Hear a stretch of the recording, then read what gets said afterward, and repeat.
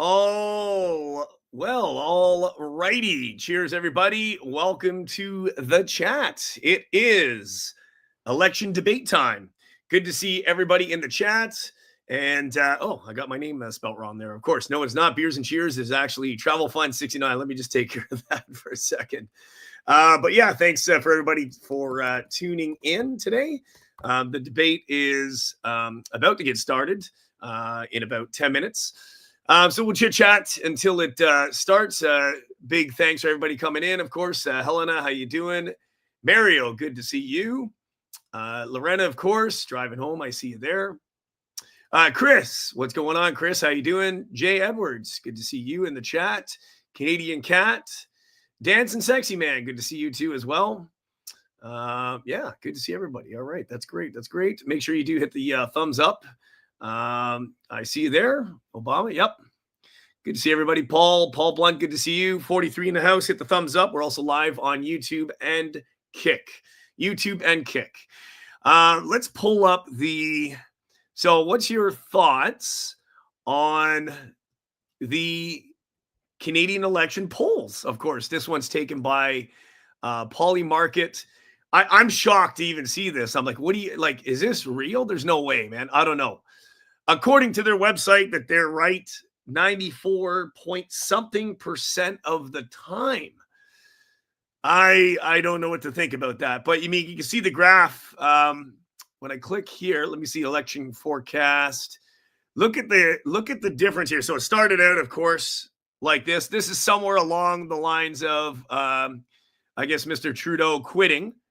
That would bring us down to like March 21st here or something like that. Or, yeah. So I don't know. I don't know what to think about that. If that's any kind of situation that's going to show that it's accurate or not, I don't know, man. I don't know what to think. I just know everybody's got to vote. Of course, that matters. Yeah, what a situation is that, right? So basically, it's pretty much telling you almost everything is red. Of course, Alberta is always going to be blue. Saskatchewan, Manitoba, of course, that's no shock. Ontario, wow, I don't know. I'm really hoping that that's not the case, because that's going to be pretty crappy. Mario, how you doing? Are you having a drink? Nice. Nice. Yeah, I wonder. Thanks for the follow. Alpha, yeah, it could be BS. I'm not sure. But only we can change that, of course. It's all rigged. I think so. Yeah, you can't trust the polls. Look what happened in the US, of course. Euro Nation, good to see you. Yeah, I think we're all doomed if that happens. SR, good to see you too as well. Yeah. It's yeah, I don't know what to think about that stuff. It's quite nerve-wracking to see that. I don't know what to think. Really hope it's wrong. Yeah, good to see everybody. Paul Blunt, I see you there on Kick. Jake, good to see you too as well. Viola, good to see you too on Kick. Yeah, it's crazy. Yeah. 24th, 76. And obviously these numbers are going to change. It's I guess it's going by pretty much by the day here. So we'll see if that changes. That's just so far left. I don't know what to think about that. That is like really, really left. There's no way that people want another term for the Liberal government. I just can't see it. Hey, Black, how you doing? Yeah, I just can't see that happening. Harjit, good to see you too. Yeah. There's no way. Like, it just can't be. It doesn't make any sense. Yeah, it absolutely it absolutely doesn't make any sense at all. Yeah, it's nuts. Yeah, crazy things. All right, let me see what is going on, if they're getting underway with the election. Let's see if we can pull up that screen, and let me see if we have a feed from there. Yes, we do, actually. We don't want the French one. Nope, we're going to do English debate. Okay, let's pull that up, and let's see what's going on as this is about to get started. Let's remove this. Let's get the next one going here. Share screen. I'll do one at a time, I guess. Okay, so there we go. Let's share the screen. All right, here we go. Ontario. There we go. This is what we're currently looking at right now. They need to do a lot. And for Pierre Poilievre, live the French language debate might have been a good opportunity to shore up the support that he has in Quebec. It's one of the places where they have more support than they did in the last election. But tonight, it really is that. Hit the thumbs up, everybody. He probably can't lose the election tonight, but he can win it tonight. And it's very interesting. We're getting ready to start. It would be the kind of thing that we'll talk about in decades to come. So, are we in for that kind of night or not? One of these historic evenings. I guess we'll find out. Yep. See, there you go. Yeah, exactly, Mario. See, that might be what we're watching out for here. But let's break down that a little bit more, though, Eric. Because regionally, from my understanding, the Liberals clearly have the lead in Atlantic Canada right now. Clearly have the lead in Quebec right now. And even in Ontario. So can you talk to us a bit about the numbers that you're tracking there? Yeah, well, in Ontario, the lead the Liberals have is roughly about 9 points, and we've seen that hold pretty firmly throughout this election. And that is a bigger margin than Trudeau won with in his minority governments, and it's similar to when he won majority government in 2015. The Conservatives need to be leading in Ontario. They need to see a huge swing in Ontario. So if Poilievre could choose one set of voters to talk to tonight, it would be those Ontario voters, primarily in the GTA, where his two predecessors were unable to break into. And if Pierre Poilievre fails to do that again, well, that's 3 for 3 when it comes to leaders since Stephen Harper. Yeah, absolutely. Laurie, what do you think of the challenge in terms of breaking into an Ontario for the Conservatives at this point in the campaign? This is it. This is the key battleground. I mean, when you look across, in Atlantic Canada, it looked like for a while, the Conservatives were really going to benefit from the fact that Atlantic Canada was done with Trudeau. They were angry at the carbon tax. They wanted change. But and the Conservatives put up some really strong candidates, but there's only 32 seats in Atlantic Canada combined. Ontario, how in the world could the Conservatives turn this around without making a huge break in Ontario? And they've got more votes than they need in the West. Like this is a key battleground for them. British Columbia looked like it was going to go more their way, and now it's back into a kind of a toss-up situation, I think. But with a more, and correct me if I'm wrong here, Eric, with a more efficient vote for the Liberals, even in British Columbia. Yeah, because in some ways the interior is the Alberta for the Conservatives. Mm-hmm. Yeah, and so it's hard to see how this will would go any other way, than Liberal, unless the Conservatives are really able to build something in Ontario.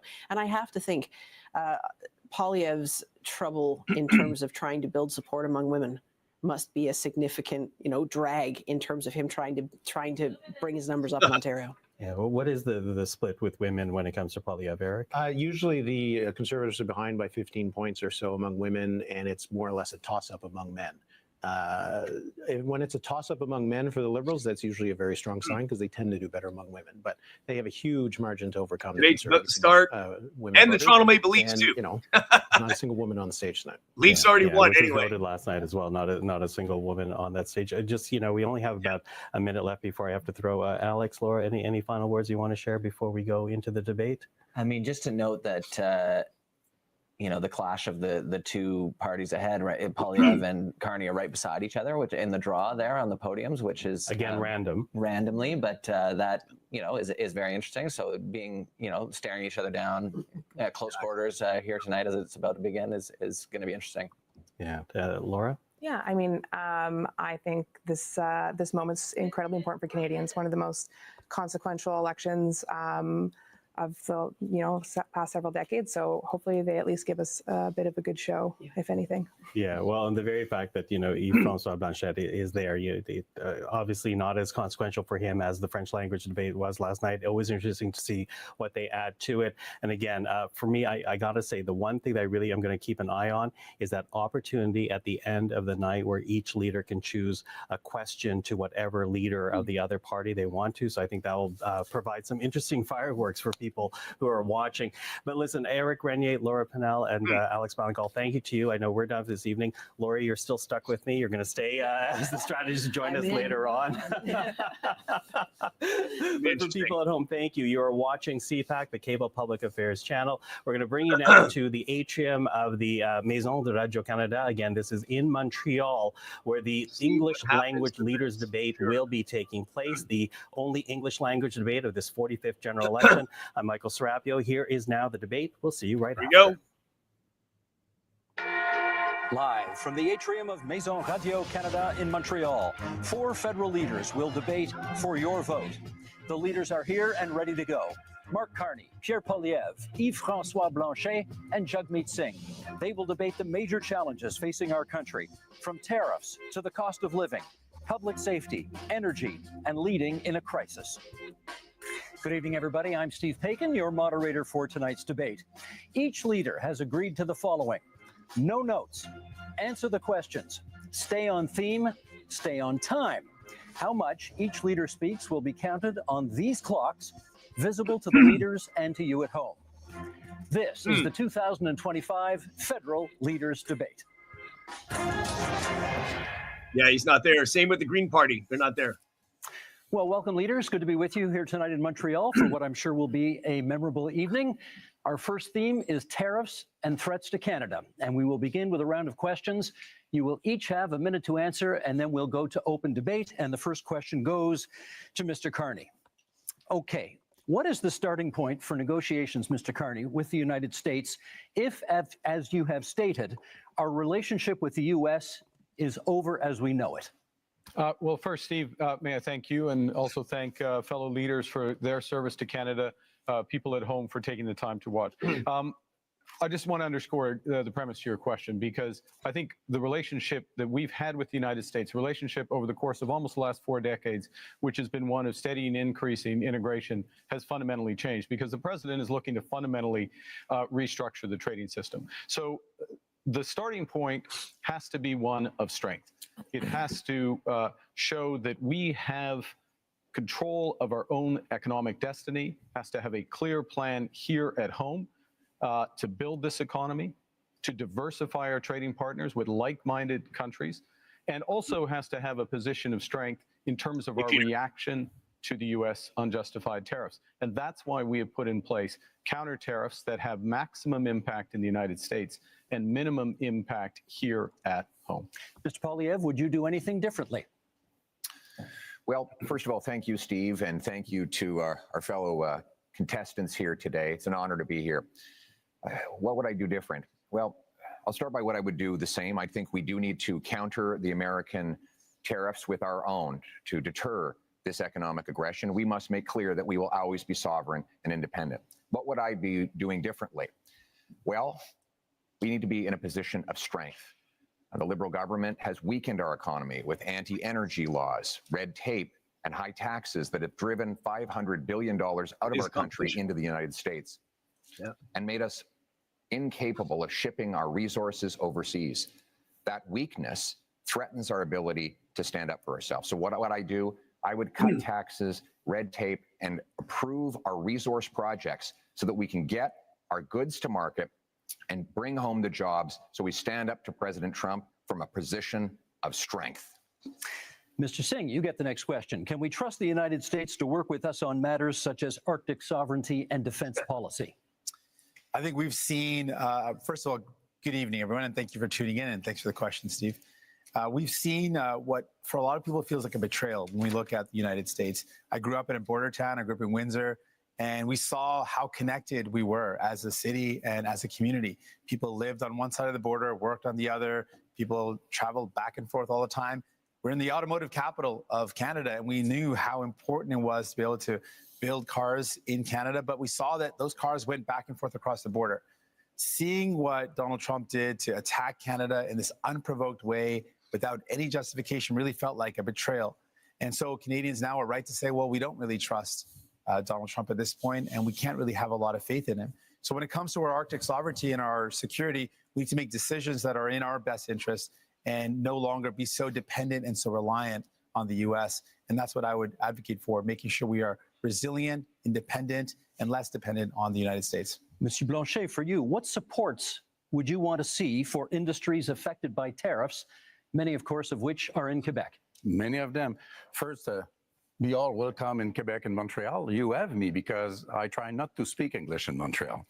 However, I think we should never underestimate the threat that Mr. Trump poses on Quebec economy and Canada economy and Mexico economy. But we must acknowledge the fact that the economy of Quebec is built differently. The challenges are not the same. The necessity for Quebec to have at least partly its own voice in the negotiation is important. The difference between Quebec and Canada is very important in terms of economy, but also in terms of identity and language and values and who we are and the way we want to handle immigration. So we have the right to be different, and if this difference is being respected by whoever becomes Prime Minister of Canada, we will be reliable partners in order to achieve the best possible negotiation and protect ourselves and our economies as partners. Merci, Monsieur Blanchet. Okay, we now move into open debate, and I'll start it off, Mr. Carney, with you, and then we go from there. Do you still support dollar-for-dollar tariffs, even if they ultimately threaten Canadian jobs and businesses? No, and in fact, we've already moved off from dollar-for-dollar tariffs. We have to recognize, and I think we all do, the United States economy is more than 10 times the size of the Canadian economy. And the principle in terms of our counter tariffs is to have maximum impact in the United States, as I said a moment ago, minimum impact here. So we have to think about the impact on Canadian businesses. I'll give you one example, if I may. In the auto sector, the way we've designed those auto tariffs is that Canadian automakers, if they maintain production here, if they maintain their investments here, when I say Canadian automakers, I mean automakers that have jobs and plants and production in Canada, then they can have lower tariffs on what they ship to the United States. We create a huge incentive for them in order to do that. We also have carved out the Canadian auto parts sector. Last point, I know you're pressed for time, the Canadian auto parts sector, so that it can remain competitive with the United States. We're focused on maximizing Canadian jobs, maximizing the harm in the US, so that we get them where we need them. Mr. Poilievre, you want in, then Mr. Singh. Well, Mr. Carney, you claim that you want our country to respond with strength, but after the last decade, half of which time you've been Justin Trudeau's economic advisor, our economy is weaker than ever before. It's been the worst growth in the G7. We've lost $500 billion of investment south of the border. You supported blocking pipelines in Canada that gave Donald Trump and the US a near monopoly over our energy. And now you want to keep in place Bill C-69, the liberal no new development law that blocks us from shipping our resources overseas. How could you possibly think it's a good idea to give the Americans a continued monopoly on our energy projects when you have seen how much these liberal policies have weakened our country over the last decade? Let Mr. Carney respond, and then Mr. Singh. Sure. If I may, yes. So let's go to my record. My record is a month long as Prime Minister.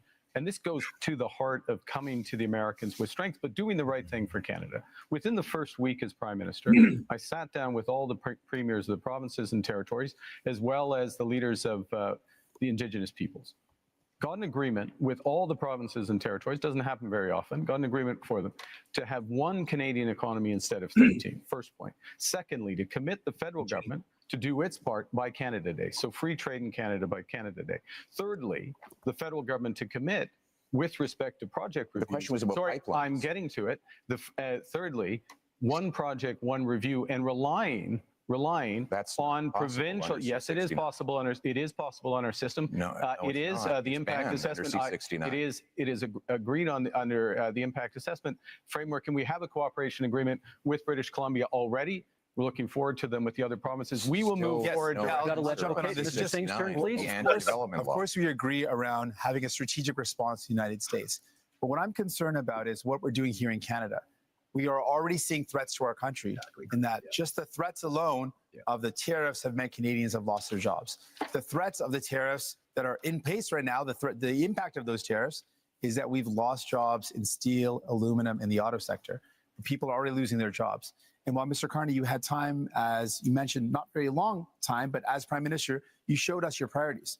The first thing you did is you had traveled, you made a tax cut for millionaires, which was reversing on the capital gains. So you gave a tax cut to millionaires, but you didn't have time to increase the amount that workers get on EI. Right now, workers who are struggling and wondering, what am I going to do if I lose my job? Workers who've lost their job are saying, how do I pay my bills when EI only covers half of a worker's salary? Maybe 40 years ago that would have worked, but right now most workers are spending their entire salary just to pay the bills, to pay their mortgage and their rent, and to put food on the table. So EI is not good enough, and it shows Canadians that you didn't make it a priority to protect those that are impacted by these tariffs, that are threatened because their jobs are lost. We have not heard from Monsieur Blanchet yet in this segment, so please. Yeah, Mr. Carney, you are becoming a real Canadian leader, saying one thing in French and another one in English. You said in British Columbia in February that you would force oil and gas through pipelines through Quebec, either we wanted it or not. You would use emergency powers in order to do so. And 2 days later in Montreal, you said that you would never do that without the approval of Quebec. What's the point of using emergency powers if you do have the agreement of Quebec? However, I do agree with you. It's important to be very strong in front of Mr. Trump. However, I would keep the dollar for dollar policy. Don't be weak in front of Mr. Trump. And those counter tariffs have to be targeted. You have put out already $2 billion for Ontario auto industry, car industry, and the lumberwood industry in Quebec has already paid to United States $2 billion, and you have not raised one finger in order to help us. Let's get from Mr. Poliev and then a response from Mr. Carney. Well, Mr. Carney refused to answer the question about pipelines. Just the other day, he said that he doesn't necessarily think we need to build pipelines. Let me tell you what that means. Right now, the Americans get 97% of our oil, 100% of our natural gas exports at big discounts. We have to send Canadian oil from Western Canada through the States just to get it back to Quebec because we don't have a pipeline. And now there's this law, Liberal Law C-69, which effectively bans pipelines. The 14 biggest energy and resource companies say it has to go if we're ever going to build another project. And I asked Mr. Carney why he would keep in place this anti-pipeline law that effectively empowers Donald Trump to have a total monopoly on our single biggest export. Why would you not repeal this Liberal law? Isn't it because you are exactly the same in the same line as Justin Trudeau and the rest of the Liberal team that is now making up your cabinet? Let's get a response. Well, let me pick up a couple of points that have been made. The first thing I did as Prime Minister was to cut the carbon tax. That's the first thing. Second thing is made a commitment that all proceeds from our tariffs will go to workers and those companies most affected. There were several points raised. Nothing so far. If I may, Mr. Steve, if I may address, I'm trying to do it quickly because several points raised. All proceeds go to workers and the firms most effective, and those proceeds are considerable. Third thing, I'm interested in solutions. I'm interested in getting energy infrastructure built. That means pipelines, that means carbon capture storage, that means electricity grids. And here's how you do it. And we've already moved in the first month. Cooperation agreements with the provinces. Guess what? We are a federation. You need to cooperate with Quebec. You need to cooperate with the provinces. You need to get First Nations and Indigenous people buy-in. You can do that through the one project, one review window that we put in place at that first ministers meeting, as well as, if necessary, using emergency powers to fulfill the federal responsibility, but not the unique. Mr. Poliev, you want to come back on that? What you're saying, Mr. Carney, with respect, is a total contradiction. The No New Development Law, C-69, guarantees there will not be one-stop shop because it requires the Government of Canada to actually duplicate the same project. Have no regulation. Have one-stop shop. Over any energy. We just got to let him finish his sentence. Let's just let him finish his sentence. That is not true. In fact, Mr. Singh, the reality is we should have strong rules enforced once. We shouldn't have multiple levels of referral that it takes now 17 years to get a major project approved in this country. That is why in the last 10 years we've had the worst economic growth in the entire G7. We cannot afford a fourth Liberal term. We need a change, and the Conservative plan for a change will include repealing the anti-pipeline law so we can get our energy to markets other than the United States. Mr. Singh, then Mr. Carney. While these two compete about who's more pro-pipeline, I think what we need to do is, it's clear. The Liberals bought a pipeline. They built a pipeline. I don't know what Pierre is complaining about. That's what they did. I think what we need to do, if we're talking about energy in our country, we need to build an east-west grid. Let's use our power as a nation to build a national project that creates good jobs, that strengthens us for the future, where we connect the low-cost energy from jurisdictions and provinces across this beautiful land and have low-cost energy for businesses, for people, so we can build a stronger economy. That's the energy of the future that we need. Mr. Carney. 3 quick points. First, the pipeline built, yes, TMX built. That's why oil exports up 50% over the course of the last few years. Secondly, I don't think Mr. Singh, Mr. Singh is absolutely right about this. Grid interconnections, which is key to the energy corridor, huge opportunities for us. We have to be able to do more than one thing. Third point, fundamental point. Thanks, We George. can Nation. give ourselves One tick. far more than Donald Trump can ever take away. If we have one Canadian economy, not 13, and if we just look at that agreement we got with the provinces, look at what Ontario and Nova Scotia have just announced in terms of their steps towards this, this is within our grasp. Monsieur Blanchet, what should we be prepared to concede in our negotiations with the United States? I want to be back to something that Mr. Carney said. You can't do something and the opposite, and you can't fill people's mind with nonsense. Quebec has, by law, its own environmental review institution, and you cannot, through a federal decision, even through a Quebec government decision, go over the BAP, as we call it. If the BAP says no, Just say, it's no. I know. I know. Good. I know, Let's but this keep is that in mind. This is the point. This is, if I may, this is the point. The federal government can do the following, which is to take the decision to abide by the decision of the Quebec BAP. That is within the federal government's power. That is known as cooperative federalism. That's what we need to And do. do you in a- understand this one is other what- point This is fast? what we need. If we, I mean, this is what we need to do in a crisis. We have Moïse and then Mr. Poilievre. Yeah. The building of those pipelines will take at least 10 to 14 years. Mr. Trump will be 90 years old, not president no more. might- And somebody, try. of course, less terrible will be there before you can even dream of having oil through this pipeline of yours. We're less than a minute to go. Mr. Poilievre, I promised you next. Listen, after the last 10 years of Liberals blocking pipelines and killing jobs, Sounds wild when you we say that. actually Sounds like- actually need to get things Well, that makes done. sense. We need a change, and our conservative plan for change will repeal the No New Pipelines law.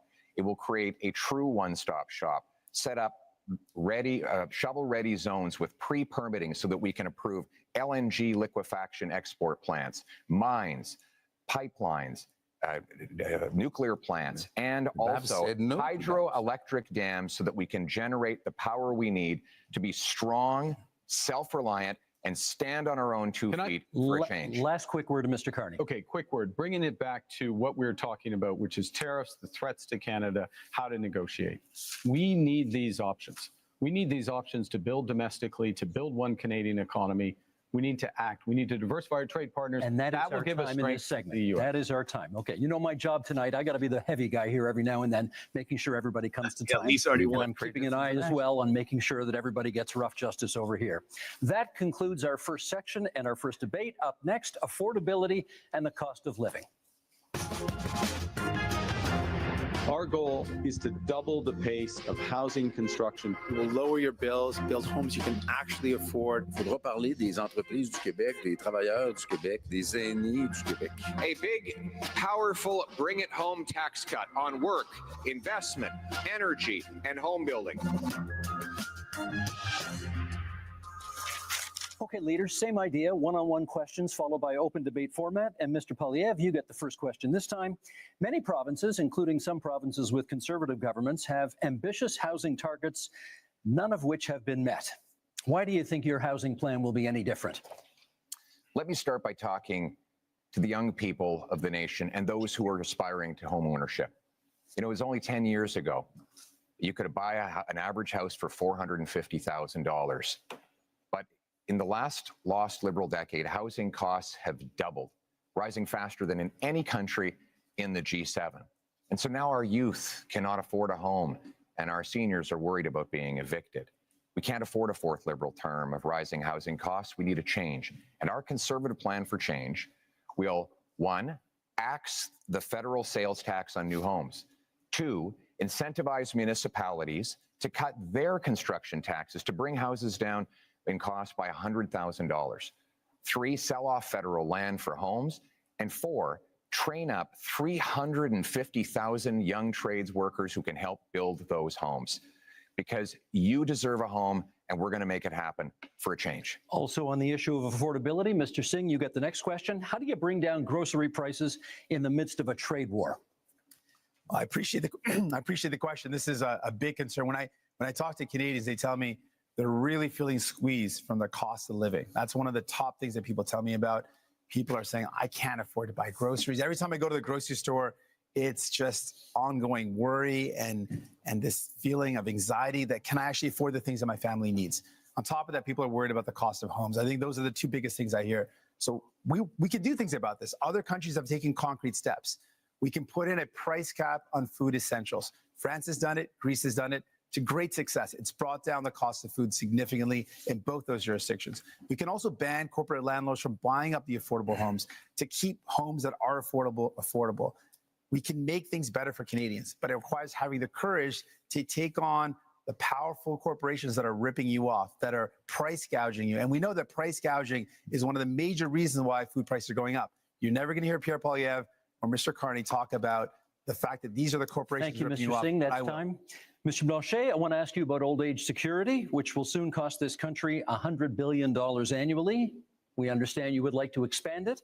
How would you pay for that? We would want it to be just for everybody because the Liberals have created the discrimination against elders, which are 65 to 75 years old, having 10% less income from federal government than those who are over 75. But the best way to do it is to have everybody pay its fair share in terms of tax, which means that one should not be entitled to hide money in fiscal paradise in order not to pay him or his clients or friends, not to pay billions of dollars in taxes that could be used to help the situation of elders. Those are things which are supposed to be applied to everybody. There are a lot of questions to be answered about that. Other ways to do it is to reduce the pressure on housing price to make sure that the whole budget of elders and families and workers can afford houses which have increased dramatically in price. Merci, Monsieur Blanchet. That's time for this one. Mr. Carney, I want to ask you about housing, which over the past decade has gone from a problem to a crisis while the Liberals were in power. Is your policy on getting homes built any different from your predecessors, and how? This is one of the reasons why I entered this contest, because of the housing crisis, the cost of living crisis, the housing crisis, and the Trump crisis to help fix it. And I would look, the housing approach is fundamentally different because we need a fundamentally different approach. We need to build housing at a rate that we haven't seen since the end of the Second World War. We do need a fundamentally different approach. And with the fundamentally different approach, we can build an entirely new industry. So the question is how? Now, Mr. Poilievre and I agree on some things. Okay, I agree as well on reducing the tax on first-time home purchases as a way to buy. But I am focused on increasing the supply of homes and doing that in a way that uses Canadian technology and modular prefabricated housing, that uses Canadian lumber, including in reinforced timber, and uses Canadian workers. And in all respects, we're scaling up to double the rate of home building. Thank you, Mr. Carney. That's time. We now move to open forum here. And Mr. Singh, you get the first comment. Many of you have pledged to cut the GST on many aspects of buying a home. And Mr. Singh, I want to ask you, would you cut the GST on anything else in order to make life more affordable? Absolutely. In fact, I'm the only one on this stage that fought to give people a GST holiday. Interestingly, while the GST holiday helps working class folks, middle class folks by taking off the GST off essentials, the Conservatives under Pierre Poilievre voted against that. They opposed the idea of giving people, actual folks that need help, a tax break, and would rather give millionaires a tax break, which shows you whose side he's on, which is not surprising. But what is surprising is that Mr. Carney also said that giving people a break on their GST is a bad idea. Mr. Carney, why do you think giving a tax break to capital gains folks that earn more than $1 million is a good idea, but helping a family afford their groceries, helping people afford their bills for their internet, their cell phone, their home heating, giving them relief to take the GST off those is a bad idea, but giving a tax break to people who really only earn over more than $1.4 million, that's somehow a good idea. Okay, you went after That's your numbers. You went after Mr. Poilievre first, so I'm going to give him the first shot to respond.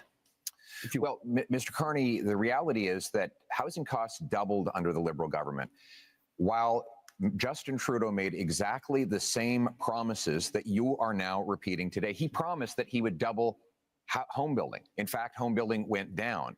He promised that he'd reduce the cost. In fact, it went up. And now here we are. Mark Carney is asking for a fourth Liberal term, repeating the exact same Liberal promises that priced you out of a house.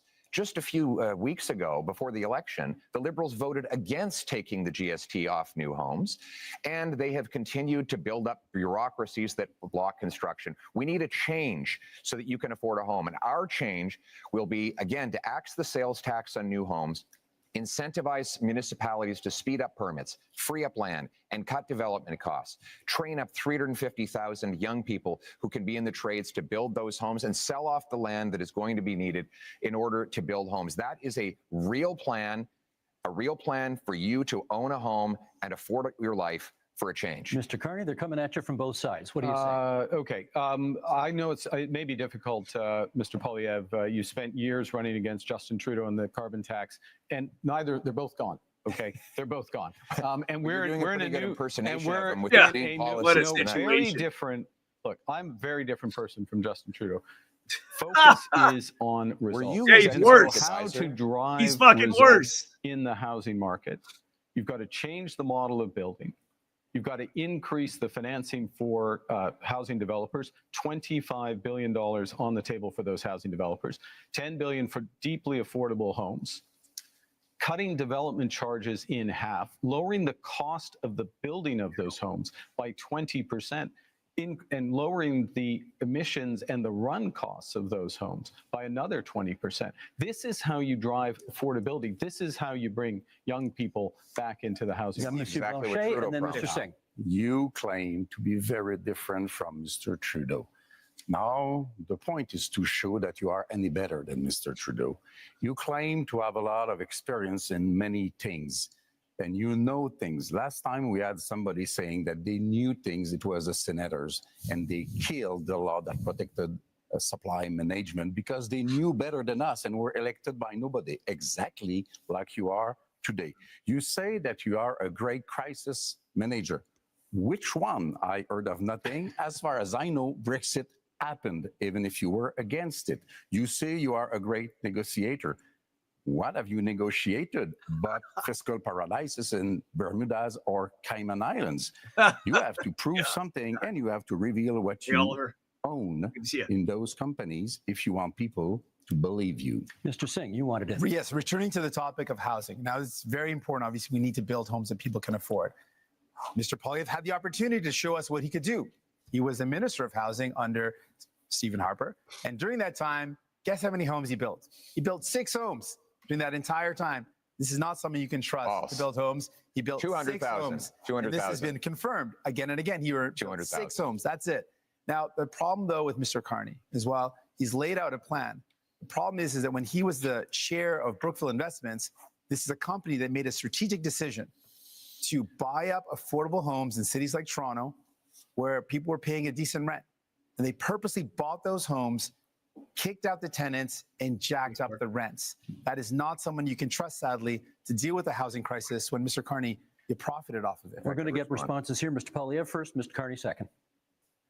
First of all, Mr. Singh, the Toronto Star debunked your falsehoods. It was 6 homes, and I appreciate neither Liberals or NDP are very good with math, but in that year, the year I was the minister, if I could, which is great. The year I was, let's let him answer. In the year I was minister, we had 200,000 homes built, and guess what the average price of a home was at the time? $450,000. Guess what happened? And one bedrooms rented out for $900. And that's since that time, housing costs have actually doubled under the Liberals. They doubled and now we have Mr. Carney making tens of billions of dollars of spending promises that They will doubled on ultimately you as well. continue to build bureaucracy. We don't need more bureaucracy in Ottawa. We tried that for 10 Liberal years, Mr. Carney. What we need is to build homes in communities. Certainly and don't that need means Conservatives. axing taxes on home building and getting the government out of the way so that builders can actually build. I think, Mr. Carney, can I pick you up- are on housing. We need can a I- change, and you, sir, are not a change. Mark Carney. I'm going to pick up on, I thought that answer was quite revealing. The first thing is that it's an attitude towards housing that absolutely ignores affordable housing, deeply affordable housing, issues with vulnerable people, ignores the rental market, ignores all other aspects of it. So the 6 are the relevant. Mr. Singh is absolutely right. The 6 are the relevant. 200,000. The 200,000 are a different part of the housing market. There are many Canadians. There are many Canadians at different income levels. The second thing it reveals is a misunderstanding, or, well, a misunderstanding, I'll be polite, of how the government's balance sheet can catalyze enormous private investment. And that is what we need to do to solve the housing crisis. It happens to be what we need to do as a whole to address the economic crisis that's been forced on us by President Trump. Mr. Blanchet? Yeah. You have spoken much more than I have, so I won't ask a question. I will make a statement instead. I'm not saying no. I'm not saying that you cannot do what you pretend that you are able to do. We just have no proof so far. I'm saying quite clearly that you cannot be entitled to do it alone. You cannot be entitled to hold all the power in your 2 hands. You cannot go out there and fix things for Canada and Quebec without being seriously checked by serious people.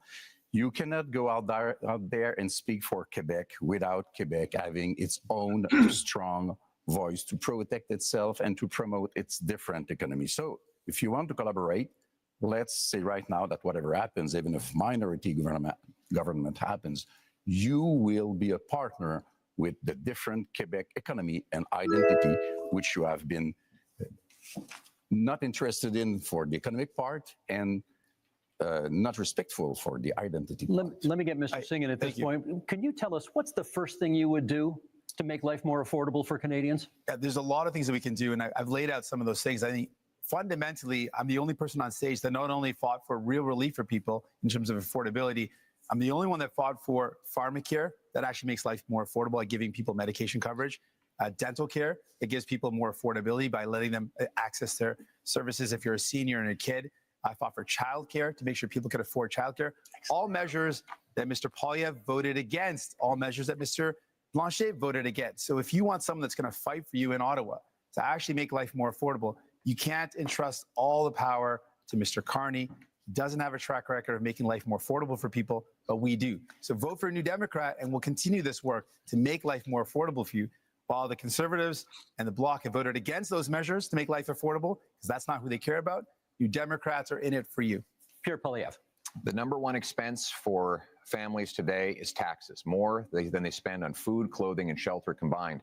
This after 10 years of Liberal tax increases. We can't afford a 4th term of high Liberal taxes. That's why Conservatives have a plan for change. And that plan includes voted against every measure to help people out. Cutting income taxes by 15% for the average worker and senior, saving a working couple up to $2,000, rewarding hard work again.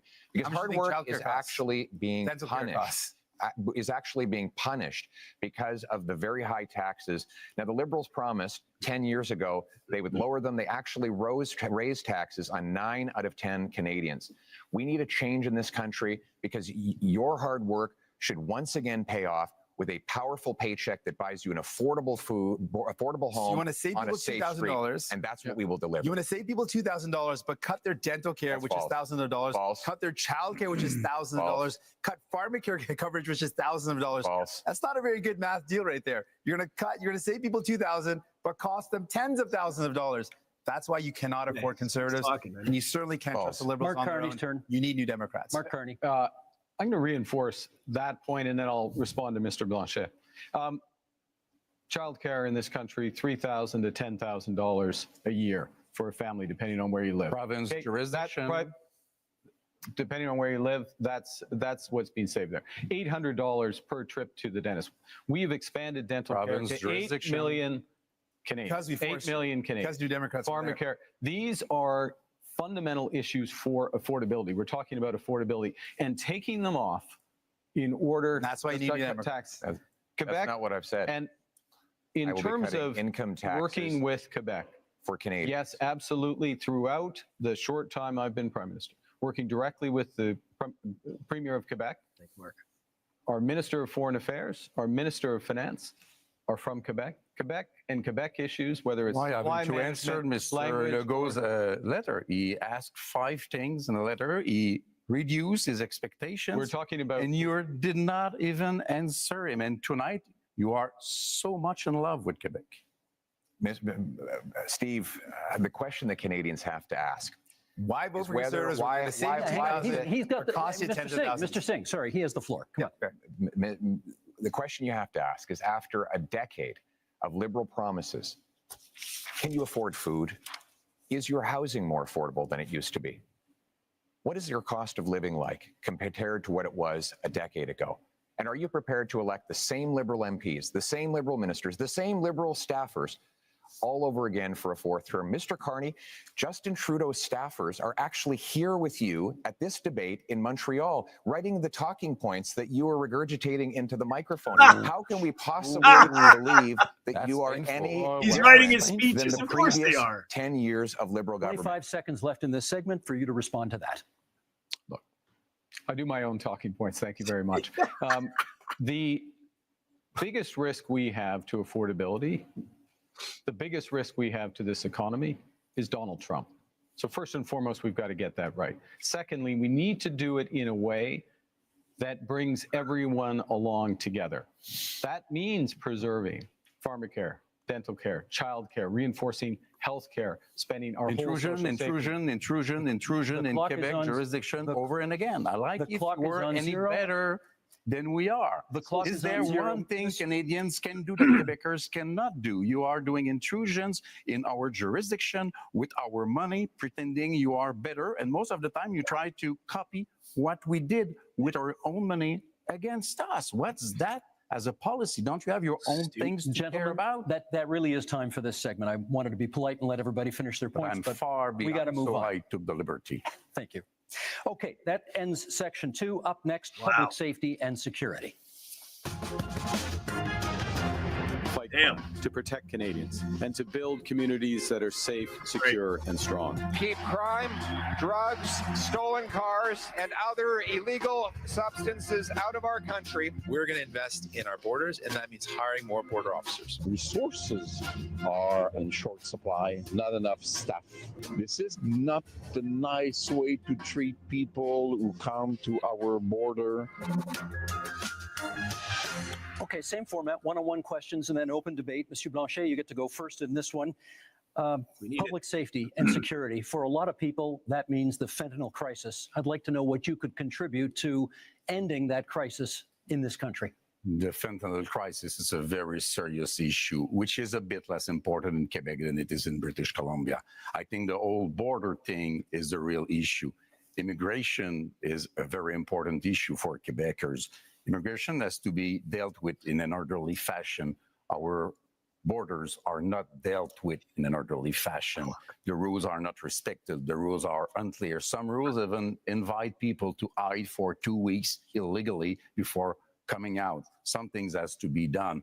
The situation of one person asking for asylum may take as much as 4 years without us reducing the number in order to deal with them in a human way. The services for every citizen in Quebec are being reduced because we cannot afford the fact that we are receiving much more people in Quebec from this specific type of immigration than we can afford, and we cannot teach them French. That's time, Monsieur Blanchet. We can, of course, return to the immigration issue during open debate should you choose to. Mr. Carney, question for you. The Liberal gun buyback policy, not considered a success by many people. Reviving it is in your platform. Why would it work this time? Yeah, I think, well, what we've seen with that policy is some success at the commercial level, but not at the individual level, because it hasn't been, in my opinion, it hasn't been organized properly, and it needs to be organized properly. And instructed the Minister of National Security and Public Safety in order to do that. So part of this is a different focus of government, a focus on results, a focus on clear milestones in the short term. Let me make a broader point, though, on gun, which is that we have a problem with guns coming over borders, which is why we've tightened our borders. We have an issue, though, with a gun industry that is continually coming up with new forms of assault rifles, mass killing machines. We've banned over 2,000 of these. Every single time there has been a vote in the House of Commons on gun control, Mr. Poilievre has voted against it. You can't be tough on crime unless you're tough on guns. Mr. Poilievre, you can come back on that in the open debate if you want to, but my question for you in this segment is, Indigenous people are statistically overrepresented in our correction system. Are you concerned that your tough on crime platform will make that worse? Yeah. I'm concerned that Indigenous people are disproportionately the victims of crime. I give you the example of a wonderful group of Indigenous people who came under attack in Saskatchewan, and many of them were murdered. Killer was out of jail after 60 prior convictions. This is the result of 10 years of liberal laws that allow the same offenders to be released dozens and dozens of times, even when it's known they are a danger. We can't risk a fourth liberal term of soft on crime policies. We need a change. And the Conservative plan for change will bring in a 3 strikes you're outlaw, 3 convictions for serious crimes, you go to jail for at least 10 years, maybe for life, no chance of parole or that's bail. the way it should be. We will bring in life sentences for traffickers of fentanyl, human beings, and guns. And we will secure our borders to keep the illegal Thank you, Mr. Poilievre. That's time. Mr. Singh, your question is about the RCMP, because you've got RCMP reform in your platform. What, in your view, is the problem with the RCMP? Well, some of the basis for this is the concern that's been raised in more rural communities and northern communities that there have been some serious concerns about violence or inappropriate use of force when it comes to the execution of their duties.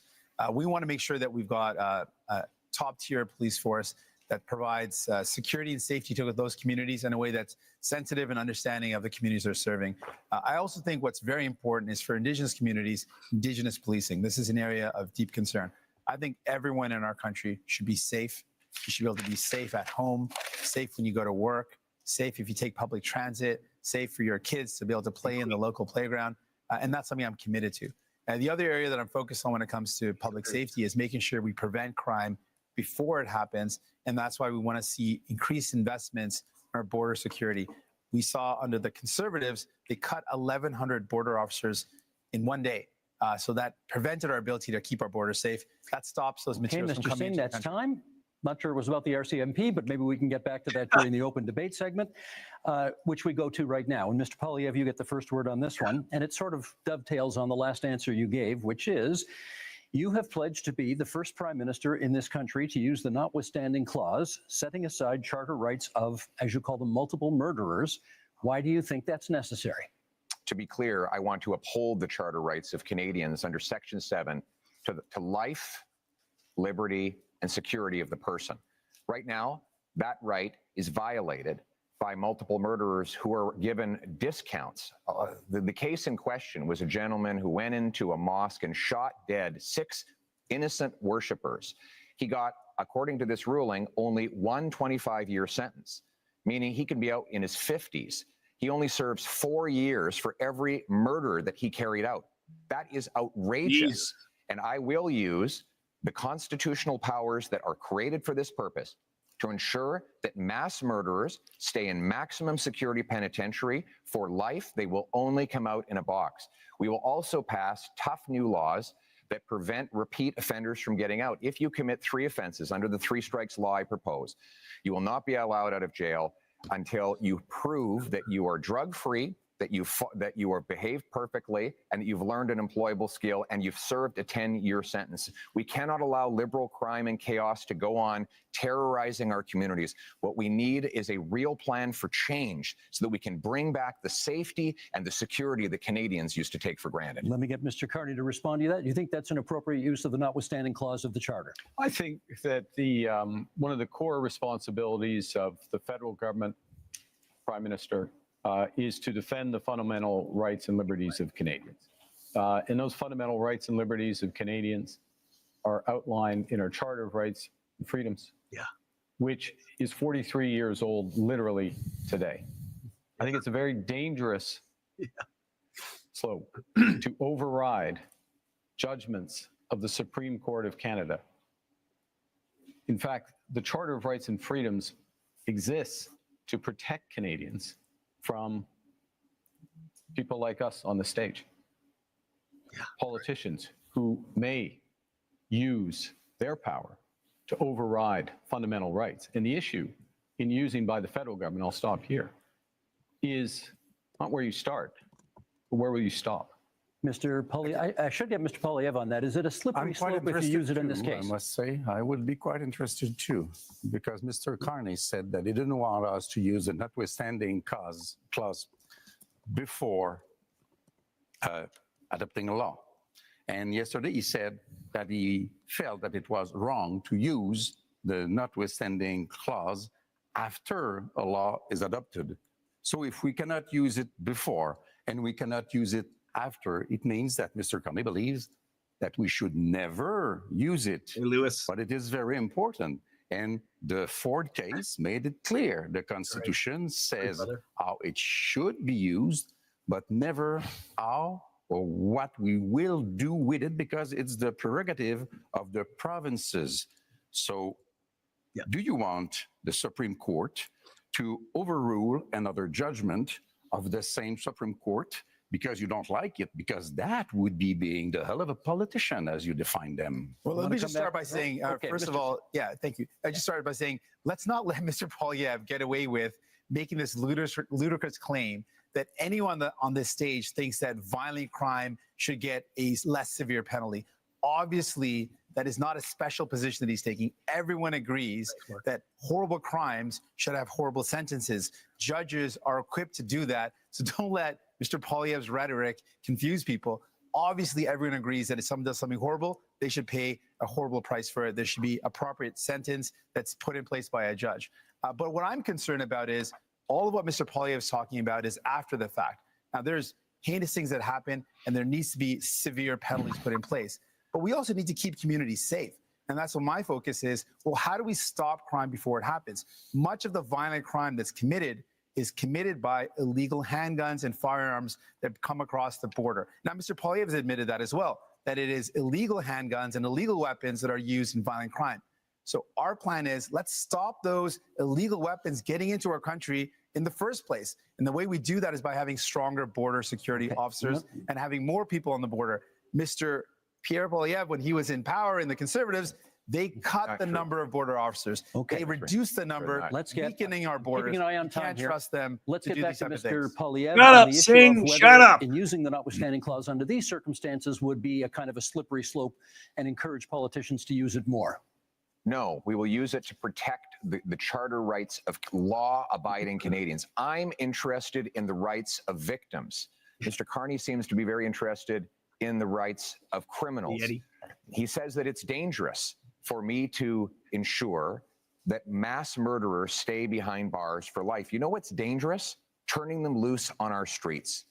I don't think you appreciate, sir, the chaos that is unfolding in communities. In Toronto right now, the police have been forced to tell people to just let the thief steal the car. When they break into the house, just take the keys. Just let them take the keys so that you don't get hurt. People are living in terror in many of our communities precisely because of the catch and release bail law, C-75, which requires judges release the accused at the earliest opportunity under the least onerous conditions.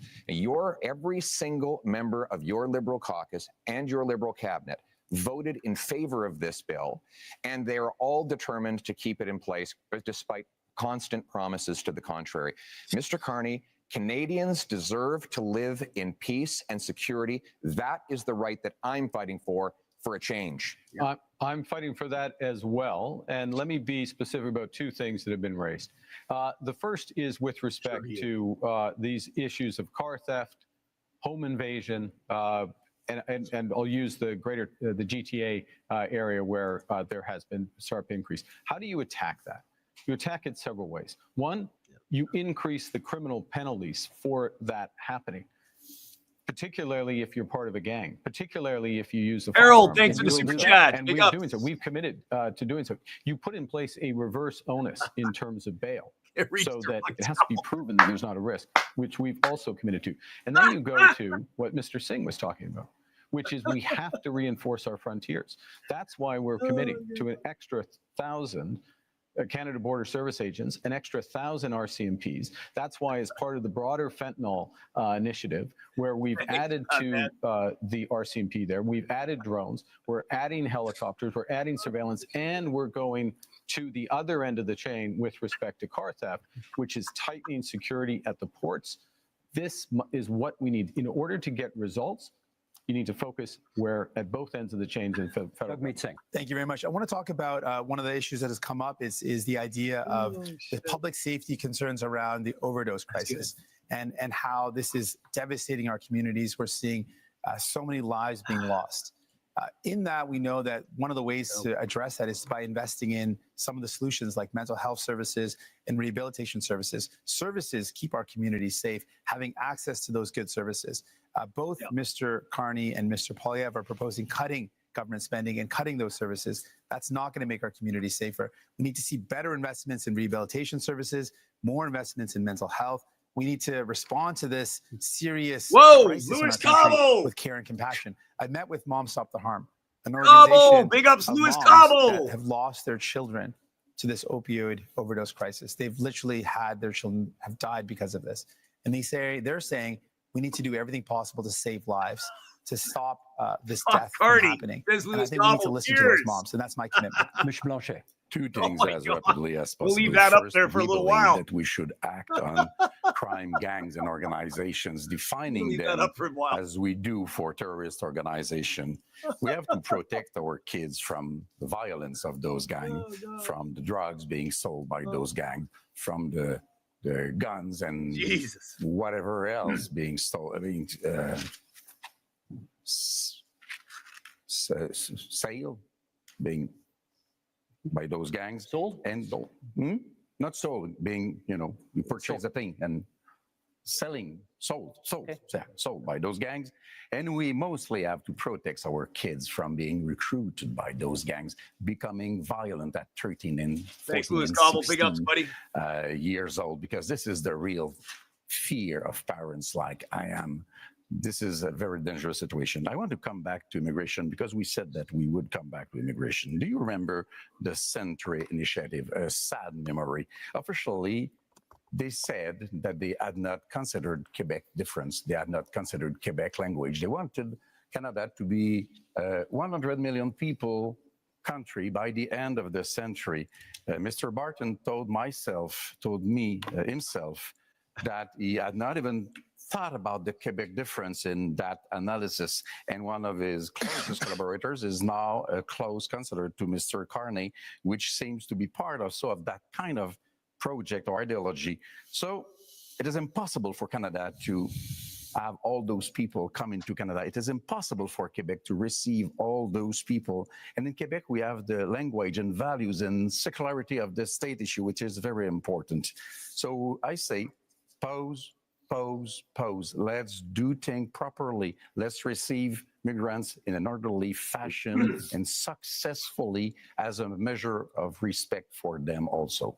Mr. Poilievre, you wanted a word. I speak to families all the time who are terrified by the scourge of drugs and illegal guns.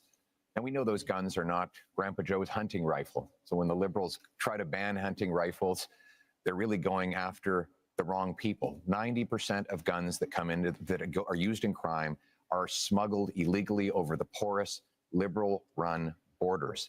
That's why the police. It's not true, and that's why the police. The border officers actually, if I could, The police actually endorsed do it me. again, The police in Barrie, in Peel, in Sault Ste. Marie have all endorsed me because they know that I will go after the gun smugglers and criminals with 2,000 extra frontline border guards that will stop the guns After you from cut coming them, in. now you want to hire But unlike the Liberals and NDP, I will not ban hunting rifles.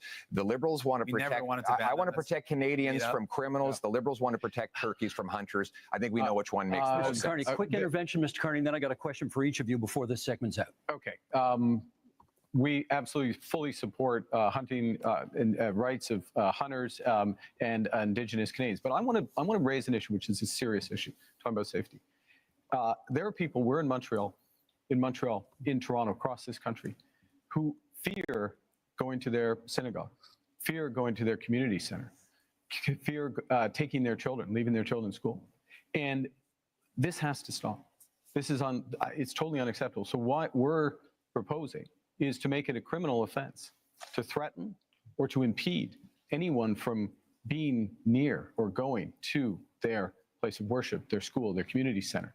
This, it pains me that when we have to do it, because this is not what we should be doing as Canadians, of course, but we will put that in place. Lewis Cobble again. What the hell? And this is a fundamental issue with Let me respect to get any 10 separate seconds from each of you before this segment's out Oh, on what you holy perceive to be the shit. biggest security threat to Canada right now. 10 seconds each. Mr. Polyev. Oh, my God. The physical security threat to our country is the rampant crime wave that is running out of control. After the last decade, we had a 116% increase in gun crime. We need to lock up the criminals. I got to hold you to secure 10 the borders. seconds. Mr. Carney? Well, we're in a security section. I think we didn't have a chance to talk about anything internationally. I think the biggest security threat to Canada is China. China, you say? Yeah. Mr. Singh? Biggest security threat, illegal guns and drugs coming across the border, and cuts to services that would make our public safety and security even worse. Last word to Monsieur Blanchet.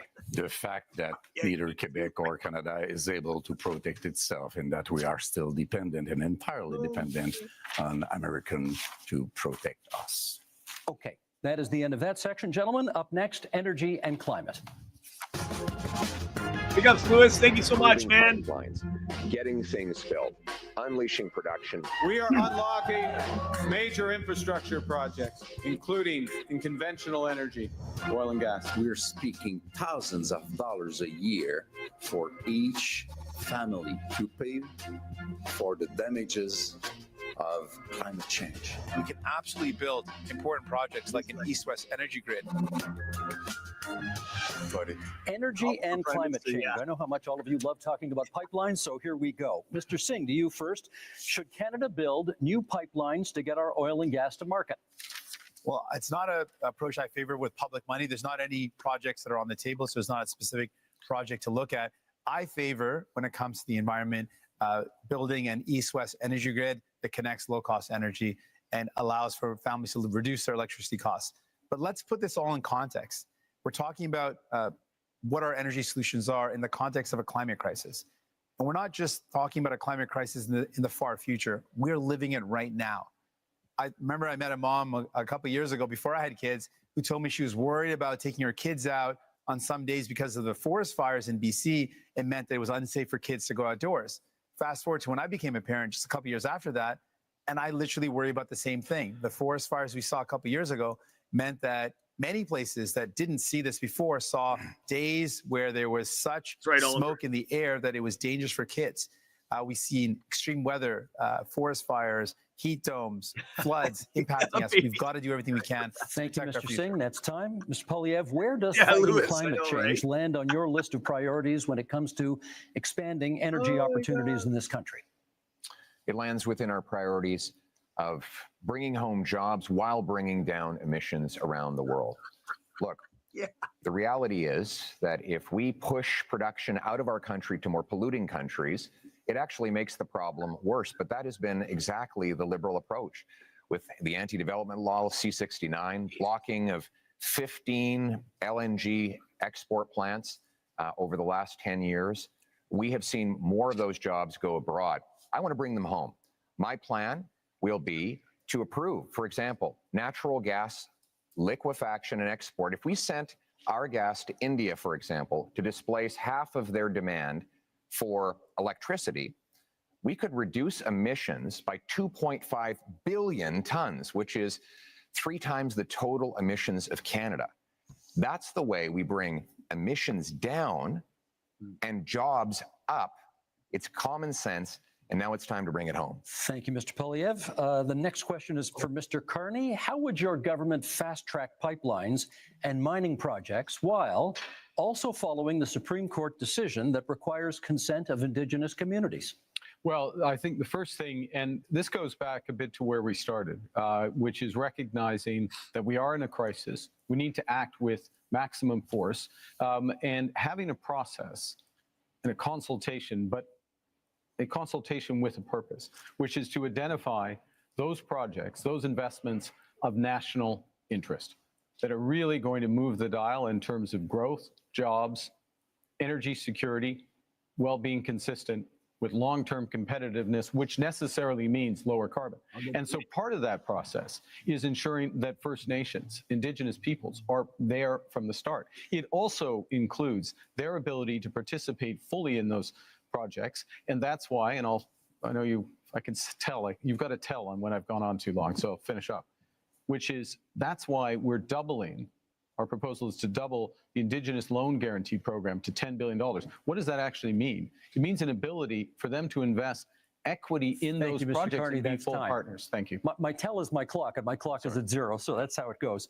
Monsieur Blanchet, do you still oppose pipeline construction in Quebec, even though a majority of Quebecers now apparently say they support it? We will know about that when we have held the debate about that. Sub up for Louis Cabo. Yet we are just bigoting it.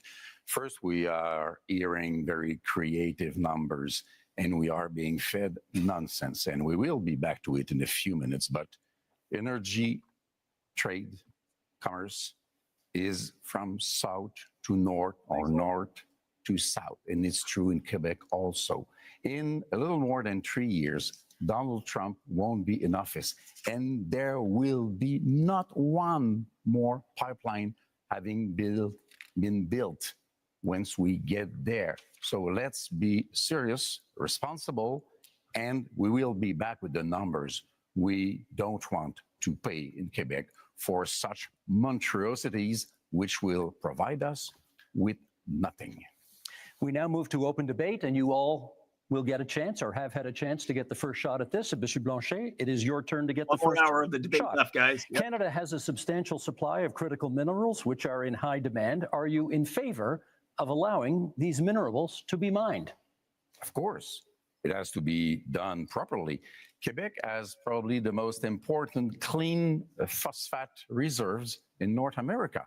In Saguenay-Lac-Saint-Jean, it is very important. It has to be exploited. This is the best way to use Paul Saguenay as an infrastructure that we need. We have lithium. Everybody needs lithium. Transportation has to be taken from oil to clean energy. This is what we want to be working on. It is part of the specifics of Quebec economy. So we are in favor of that.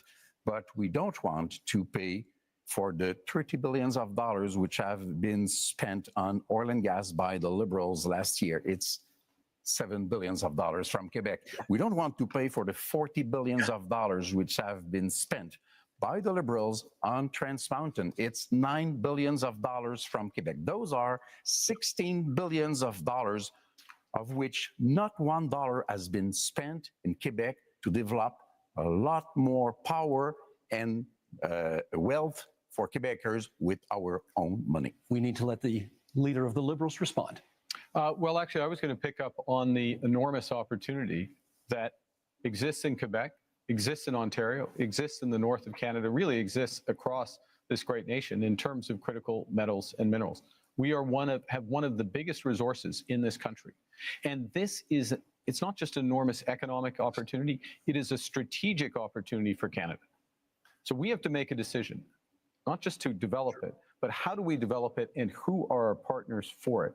Do we become more dependent on the United States, which is what they want? By the way, President Trump this week said he might put a tax on critical metals and minerals, just showing again the unreliable. If I may, and so the discussions that negotiate. If I may finish. Let's let him finish. Let me finish. So the opportunity includes in Europe and includes in Asia as our partners. Last point, in order to get it done, we'll put in place a first and last mile fund. So these projects are connected to road and rail so they can go quickly to market. And we will have all of the other fast tracking measures in place that I talked about earlier in terms of capital, timing, approvals, so that we can move quickly, we can be stronger at home. Always with the approval of I Mr. think Singh has the floor. we should absolutely take advantage of the fact that we've got incredible amounts of critical minerals in our country.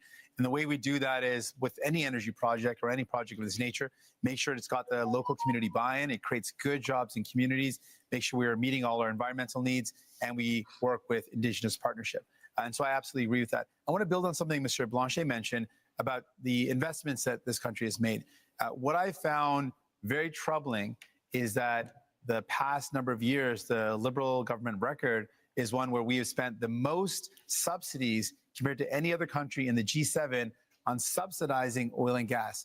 These are highly profitable companies. You voted I think that's for the it. wrong thing to do. We fought against it again and again. No, you voted and then for the it Liberals have over continued and to again. do it. And so my question really to Mr. Carney is, will you commit to ending oil and gas subsidies? Yeah. We should be using that to invest in people, not giving it to highly profitable oil and gas companies. Yeah, we talk. I promised Mr. Polyev the next, we'll come back and get that question answered. Mr. Polyev. Well, Mr. Carney, you point out that Donald Trump has a wrong-headed idea of putting a tax on our mines and our industry. And that is wrong. But so do you.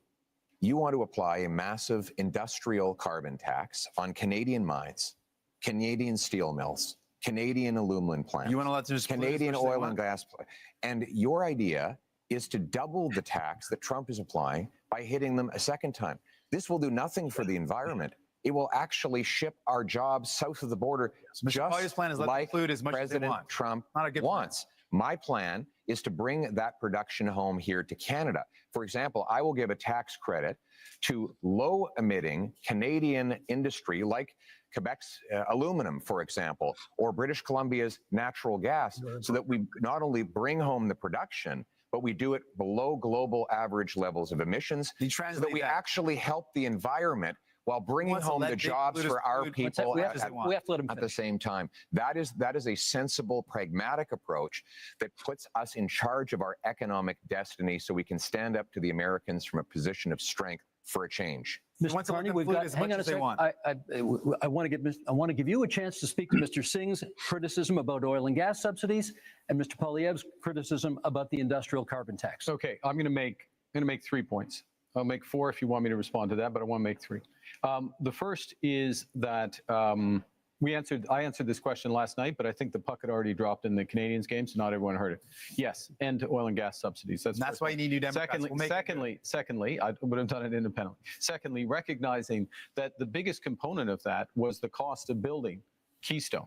Keystone, which is the pipeline which has helped to increase oil and gas oil exports rather by 50% in this country.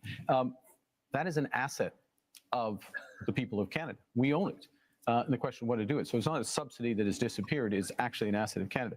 The third point, though, in terms of where the oil and gas industry, particularly the oil industry, wants to and needs to go, which is to become low carbon in the production and transportation of oil. One of the big projects we need to move forward with is carbon capture and storage, the Pathways project, so that we have oil and gas that is competitive, not just today, 10 years from now and 20 years from now, as the world uses less, we want to have more market share. We need to do that. My government will move that. But by definition, a subsidy isn't when we buy a pipeline. I'm talking about subsidies that go to oil and gas companies. Independent, separate from the country, oil and gas companies. That's what I'm talking about. The figure you quoted last night included the cost of the pipeline. Do you want to address billions his of point? dollars are spending. We got to stop spending. Sorry, can we get you to address his point about the industrial carbon tax? How much will the industrial carbon tax add to the price of a car? So the first thing I want to say is I'm going to address the broader point. The broader point is the entire absence of a climate plan from Mr. Polyev, which, by the way, is going to put our industry and our country at a disadvantage as we're looking for new trading partners. Guess what? Most people want to deepen our partnership in Europe, in Asia. Those countries care about whether or not you've made progress. Second thing is, we're designing a program so that the big polluters pay Canadians at home for making responsible climate choices, for retrofitting their home, getting their emissions down, or improving otherwise. And that is smart climate policy. It's better for the big polluters, and it's better for Canadians. Chair Polyev. Mr. Carney didn't answer my question. I asked how much would an industrial carbon tax on Canadian steel add to the price of a car? He won't answer because he knows that it will be very expensive because there's lots of steel in cars. Now, well, Mr. Carney has temporarily But do you know the answer? hidden the You don't know the carbon answer tax. either. You're just throwing out random thousands of Just dollars. making it up, though. You at don't other know. costs. Actually, I do know the answer to that question. He's wrong. When you add taxes to steel, you raise the price of everything that uses steel. When you add everything, taxes It's a straw man argument to say you know the price. when you add the carbon tax onto the price of, for example, fertilizer, you increase the price of food. So while Mr. Carney has temporarily hidden the Liberal carbon tax at the pumps while keeping the tax fully in law and planning to raise it after the election, he's also going after a tax on our industry that will ultimately be passed on to you. After a lost Liberal decade of rising costs, we cannot afford a fourth Liberal term. We need a new government that will fully axe the carbon tax, increase the jobs that we have here in Canada, and bring down your cost of living. We got just a little over 3 minutes left in this segment. So, Mr. Singh, I want to ask you, do you think climate change is still a priority from Canadians? You're out there. What are you hearing? Absolutely. You speak to any young person and they think, we're seeing climate crisis in front of us happening right now. You speak to seniors who say, we used to be able to live in our homes without air conditioning, and now we're seeing heat crises in communities that never had worries about extreme weather. We're seeing flooding. We're seeing forest fires like never before. We are living in a climate crisis. Hey, So Johnny Canadians Strides, are big ups, absolutely worried man. about it. Debate As soon time. as we come into a summer, we start seeing those forest fires again. Big ups It's to Japan. top of mind for Canadians because they're living it. They're seeing it. And I want those Canadians to know, Mr. Carney is not going to end those fossil fuel subsidies unless I'm there to fight back. Mr. Polyev wants to let big polluters pollute as much as they want, poison our beautiful land, our water, and air. He wants to let them dump into our oceans. I'm going to fight back and defend our environment. Monsieur Blanchet, on the issue of whether or not people still care about climate change. I think people should be kept very informed about climate change because we are in a very strange denial situation about climate change, which still exists and is very expensive. And I'm sorry to crash your party, guys, but you are telling fairy tales. Clean oil and gas is a fairy tale. Large scale carbon sequestration, sorry, I'm French, is a fairy tale. It does not exist. If Alberta wanted to exploit oil and gas and it were not a matter of pollution, I wouldn't mind at all. That's their business. Our own powerhouse in terms of energy in Quebec is clean energy. We are the best place in the world to achieve that. Our market is the northeastern part, Democrat part of United States. We want to keep our money to create wealth in Quebec for Quebecers. Let us be different because we can afford Monsieur to be Blanchet, different. let me give. I will get to you because I said I would.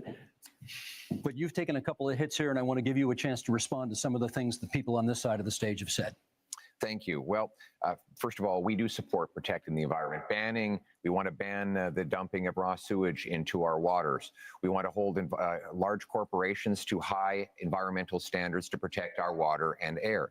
But we cannot do that by raising taxes and sending jobs overseas, as Mr. Carney is proposing to do. That has been the approach of the last 10 years of the Liberal government. What the biggest companies that develop our resources say is that we need to repeal the Liberal anti-development law C-69, a law Mr. Carney wants to keep in place. They say we need to repeal the industrial carbon tax Brad, and get rid of the Liberal energy cap. We need 6 months approvals in order to take back energy security and energy sovereignty. We can summarize that. He wants to include as much as possible. Hang on. Last word to Mr. Carney in this segment, please. Thank you very much. You know, I was born in Fort Smith in the Northwest Territories, just north of what the oil sands became. When I was born and when I was growing up in Edmonton, early days, it was a fairy tale, quote unquote. But you know what happened? Canadian ingenuity, Canadian engineers, Canadian governments, both the federal government and the Alberta government got together and converted this. The worst pollution if I may, in the world. If I may, The worst pollution may I finish? in the May I world. finish? May I 10 more seconds to finish, please. Let him finish his point. And that's the opportunity we have. That's the opportunity we have in carbon capture. That's the opportunity we have in small modular reactors. That's the opportunity we have in hydrogen beyond. This country can be a clean energy superpower. My government will help deliver it. And that is time for this segment. Gentlemen, let us go to our final theme, which is called Leading in a Crisis. Come up to everyone, Canadians know guys. how to weather a storm. Canadians know how to get through a difficult time. If, at the end of the day, we end up with the balance of power, Quebec is safer than it could be in any other scenario. Now is not a time for weakness. Now is the time to take back control. Canadians are always ready when someone else drops the gloves. Okay, leading in a crisis is a pretty broad theme that allows us to explore many different avenues here. So let's get to it. Mr. Carney, you get the first question this time. We haven't balanced a budget in this country in 17 years, and 10 of those years were under your party. You have pledged to get us to a balanced budget in 3 years.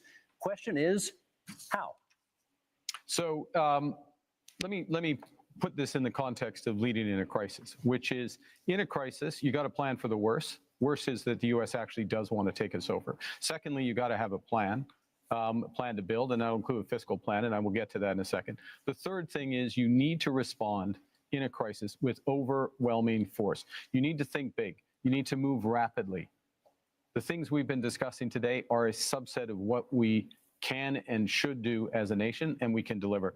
And government can play a role, but its role has to be catalytic. And so our approach is that we will slow the rate of spending. It's been growing at 9% a year, operational spending, program spending, away from transfers, individual, 9% a year. We'll slow that to 2%.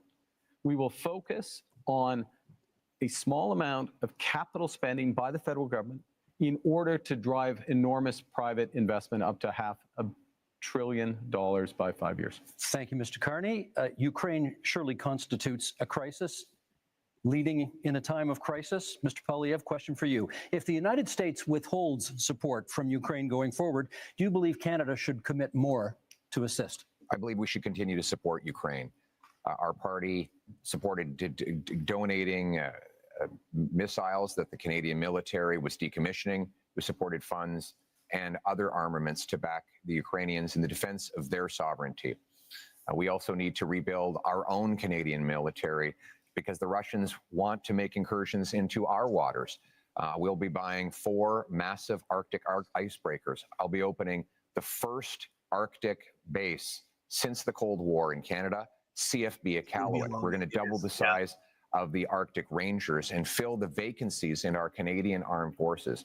We need a change to rebuild our military, which has been so disintegrated under the cuts and the mismanagement of the last 10 years. But we can have a change because we have the best soldiers, sailors, and airmen in the world, and they will have full backing from my government if you give me the honor of becoming Prime Minister. I may come back to that one in the open forum because I'm not sure we got an answer about Ukraine on that one, but okay. Well, going on. Monsieur Blanchet. The answer was yes. We'll get more details, perhaps, as we go forward. Mr. Blanchet, given the U.S. trade war, should any talk of a referendum on Quebec independence be put on pause? That one is easy. It will happen only after the negotiation is over, and that's a good thing. I want to say I support the idea. We must help Ukraine, but we also must help the civilians of Gaza, and we must destroy Hamas, which is a terrorist organization. You know what? I don't want to be the leader of Canada. You will understand that. I don't want to be Prime Minister. But I can offer to be a partner, a responsible partner, a collaborative partner. If Quebec is respected in its differences, in its aluminum industry and lumberwood industry and culture and French language and values of circularity of the state, which is the price to be paid in order to have real equality, then if we are respected, we will be a partner, and then even Canada will be stronger in its negotiation against Donald Trump. This is what I am offering. Respect us. Mr. Singh, I watched last night's debate. You seemed very eager to talk about healthcare, so let's talk a little more healthcare right now.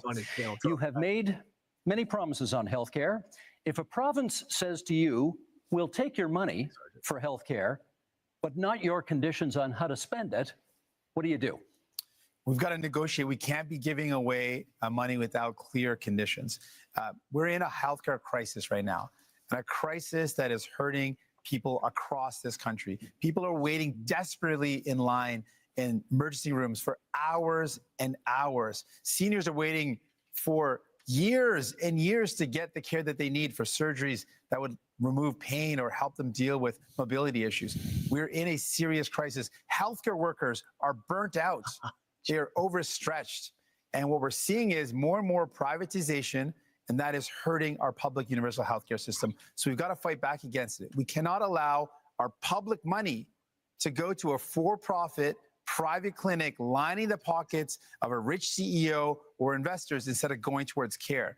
We need to make sure that we are investing in solutions where care gets to people, not profiting those at the very top. And so that's my commitment. I'm going to fight to make sure we defend our healthcare against the threats of Americanization and privatization. Okay, we now go to open forum debate, and perhaps, Mr. Poilievre, you get the first word here. This might be a good time to put a little more flesh on the bone of what you think Canada could do for Ukraine if the U.S. backs out. Yes, and my answer is that we should continue to support Ukraine. We don't need to follow the Americans in everything they do. When they're wrong, then we will stand on our own and with other allies. And with respect to Ukraine, that of course includes support with intelligence, equipment, armaments, but it also includes defunding Putin. Right now, Vladimir Putin has a monopoly on the European energy market because, frankly, the Liberals blocked exports of Canadian natural gas off the Atlantic coast. They blocked multiple projects. I would rapidly approve those projects on national security grounds so that we can actually ship Canadian natural gas over to Europe, break European dependence on Putin, defund the war, and turn dollars for dictators back into paychecks for our people. Mr. Carney, you wanted to add? Well, I want to go to the situation in Ukraine because it's very important. We've been a steadfast, Canada has been a steadfast ally, and Canadians have stepped up, welcoming Ukrainians into their homes and supporting them in other ways. You know, in my first month as Prime Minister, we joined the Coalition of the Willing to support Ukraine as the U.S. stepped back. So led by France, the United Kingdom, with Ukraine number European nations, Australia, ourselves, New Zealand. That's an example of how the new world is going to be. Canada participating in these areas and helping. It also means open trade. Mr. Poilievre voted against free trade agreement with Ukraine. It means aid for Ukraine. Mr. Poilievre wants to cut foreign aid, including for Ukraine, or not. He didn't mention support for aid for Ukraine. We have to stand by them. We have to be there, and this government has been. Mr. Singh. New Democrats absolutely support standing with Ukraine, and will continue to do that. But I appreciate the opportunity in talking about leadership in crisis, talk about many of the crises that we're up against. And one of the crises we're up against in our country with the threat of Donald Trump, with the threat of the trade war, and with the privatization and Americanization of our healthcare system is the healthcare system. And what we have learned today, you know, Mr. Carney mentioned slowing operation spending. That's a cut to services. He said his plan. He has a plan to balance the operating budget within 3 years. That's going to require massive cuts to spending. We calculated that at $43 billion in cuts. In fact, Rosemary Barton, when he was on the show on February 16th, he said we would cut spending. He said it would be in operations. He defined it as transfers in health. And finally, longtime Liberal and former House Leader Karina Gould said that Mr. Carney's plans would mean massive cuts. That's the only way to achieve it. So, Mr. Carney, do you think it is leadership to cut health care at a time when it is in crisis? I think it is wrong. We can't do that.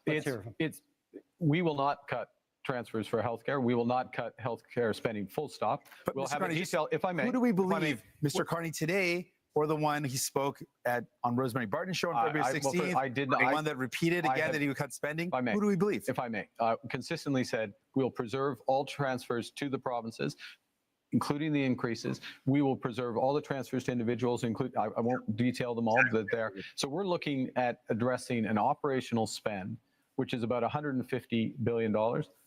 We will address that. We will make it more efficient, and we will do it in 3 years, and we'll balance that budget. Mr. Blanchet. I am 6 minutes behind Mr. Carney, so I will speak a little bit longer. First, I will support any initiative which will bring Canada aligned with Europe and NATO in order to be stronger and facing new threats. I believe that 2% won't be enough. I'm not more in favor of war than anybody else, but we have responsibilities, and our main ally is removing himself from the stage. So we have to step up. We have to do our part. I want to go somewhere else entirely, however. I want to ask Mr. Carney, if we're speaking about leadership here, if Quebec and Canada were to say, you are not being given a majority government, there will be more conservatives than you would like, maybe more New Democrats than you would like, and more people from the bloc than you would like. Will you accept, because you don't seem to be very eager about that, to deal with people which basically are more experienced than you are, as legitimate as you are, and would be more representative altogether than you would be being alone in your little kingdom? And I want also to propose to you all guys that 1 week after the election, we all meet, whatever the result, and we start dealing with this crisis together, because this is what people, either they are from Alberta or Quebec or wherever, this is what people expect from us. Mr. Carney, is that something you could get behind? I look forward to meeting with everyone. You're welcome to come, Steve, if you'd like. Week after crisis, but also, but in all seriousness, that's not very respectful. No, but I'll That's come. not very But respectful. I'm coming. On peut jaser un peu. Oh, Okay, shit. Okay. I come to the. On jase. Yeah. Okay. I'll come to the core. Look, in a crisis, yes, you need a team, and you need to bring the country along with you. So what I did in the first week was to bring the premiers together, meet with all the Indigenous leaders, and move forward in that context. Now, the question is, who's going to lead out of this? Whoever leads out of this, if I may, Mr. Blanchet, merci, thank you.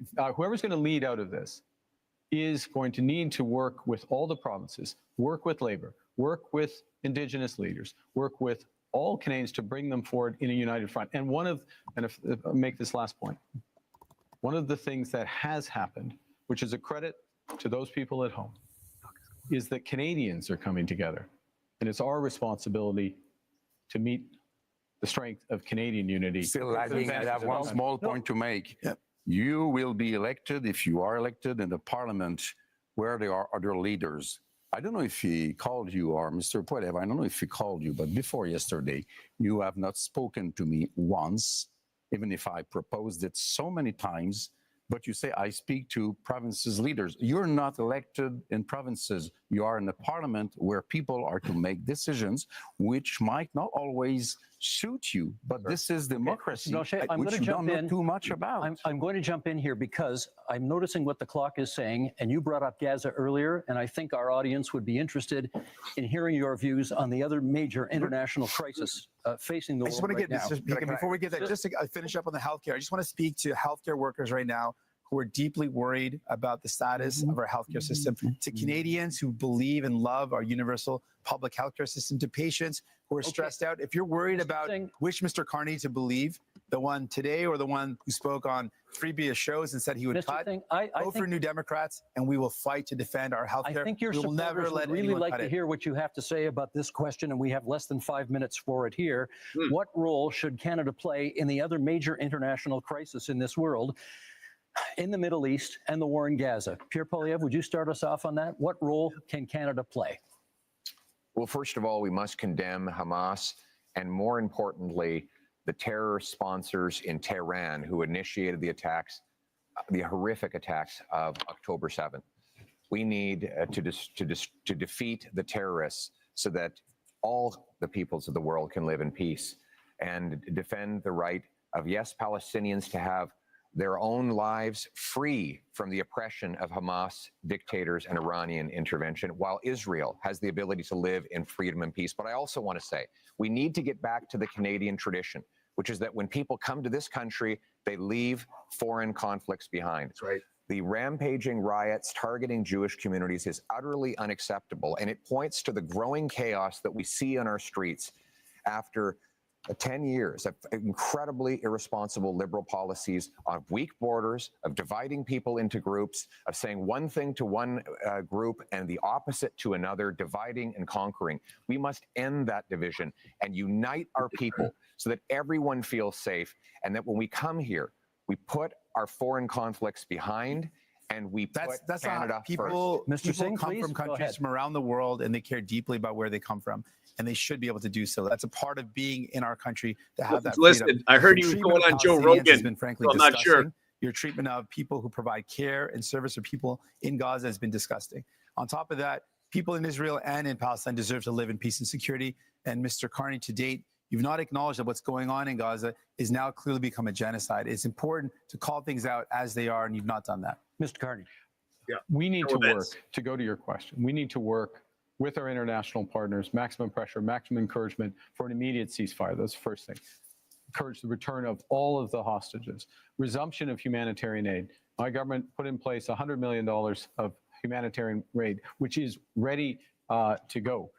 With respect to where this ultimately goes, yes, two-state solution, but it has to be a viable and free Palestinian state, living side by side in peace and security with the state of Israel.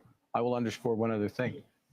Mr. Poilievre rightly mentioned Iran, the Iranian sponsors in this region. We have to be clear-eyed about the fundamental risks of Iran and do everything with our international partners to check it and turn it. Mr. Blanchet. If we are to work together, we will have to be consistent. The Jewish community in Quebec and Canada is harassed by a very little minority of radical Islamists.